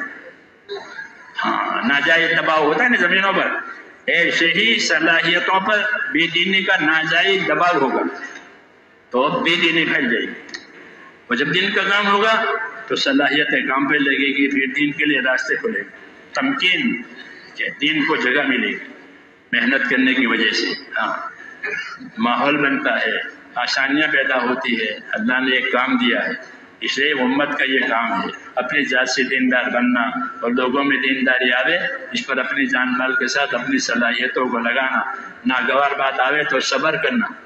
ہاں، صبر کرنا، یہ نہیں کہ حالات اچھے نہیں تو کام چھوڑ دیا، یہ نہیں، صبر کرو، صبر کے بعد مدد ہوتی ہے، اور اچھے حالات آئے تو زیادہ کام کرنا، یہ نبیوں کی سنت ہے کہ اچھے حالات آئے کہ زیادہ کام کرو، کیوں کہ اللہ نے حالات اچھے کر دیے، یہ سنت پیغمبر ہے کہ اچھے حال ہو گئے کہ زیادہ کام کرو۔ ہاں، کہ ناگوار حالات آئے تو صبر کرو، جمو ان مع العسر یسرا، ان مع العسر یسرا، گھبراؤ نہیں، دشواری کے بعد آسانی بھی آنے والی ہے، تو دشواری کے بعد آسانی آنے والی، یہ تسلیاں ہوتی ہیں قرآن پاک میں اور حضور صلی اللہ علیہ وسلم کی زندگی میں، کہ دنیا ہے، حالات تو بدلتے رہتے ہیں، لیکن اللہ کی بات نہیں بدلے گی، اللہ کی بات پر اپنی طاقت کے مطابق ہر حال میں عمل کریں گے۔ زیادہ مجال نہیں ہے تو تھوڑا عمل کریں گے، جیسے کوئی کھڑے ہو کے نماز نہیں پڑھتا تو بیٹھ کے پڑھے گا، بیٹھ کے نہیں پڑھتا تو اشارے سے پڑھے گا۔ تو ذمہ داریوں میں بھی اللہ آسانی لانے کے حالات کی وجہ سے، کہ حالات سخت ہیں تو ذمہ داریوں میں آسانی آ جائے گی، حالات اچھے ہیں تو ذمہ داریوں میں ترقی ہوگی، حالات اچھے ہیں تو ذمہ داریوں میں ترقی ہوگی۔ یہ طریقہ نبیوں کا ہے، یہ نہیں کہ حالات اچھے ہیں تو سست ہو گئے، کہ نہیں، حالات اچھے ہیں تو زیادہ کام کرنا، حالات ناگوار ہیں تو اپنی طاقت کے مطابق کام کرنا، یہ نبیوں کا طریقہ ہے۔ اس کا نفع یہ ہوگا کہ ہر حال میں کام ہوگا، تو اللہ تعالیٰ نہیں کرے گا۔ ہاں، کہ اس میں طاقت نہیں ہے اور اللہ مطالبہ کرے، ایسا نہیں ہوگا۔ اللہ انصاف کو پسند کرتا ہے، اللہ خود بھی انصاف کرنے والا ہے، اس لیے جتنی طاقت ہے اتنا کرنا، یہ زندگی کی ذمہ داری ہے، اور اللہ کی مدد اتنی آئے گی جتنی ذمہ داری پوری جائے گی۔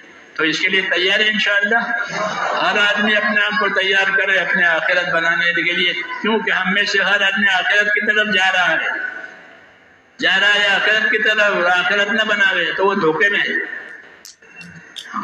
وہ دھوکے کا انجام پچھتاوا ہے۔ تو بھائی پچھتاوی کی زندگی کیوں گزارے، کامیابی کی زندگی گزارے۔ اللہ نے اپنے دین میں کامیابی رکھی ہے کہ دین کا کام کرو گے تو اللہ دین والی رہبری کرے گا۔ آپ بتائیں، جو تقاضے آپ کے سامنے رکھے جائیں گے وہ آپ انشاءاللہ پورے کریں گے، اس کے لیے تیار ہیں؟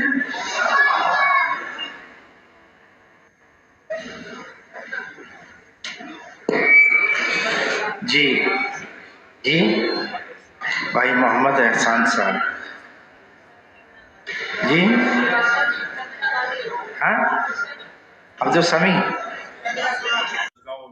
ونؤمن به ونتوكل عليه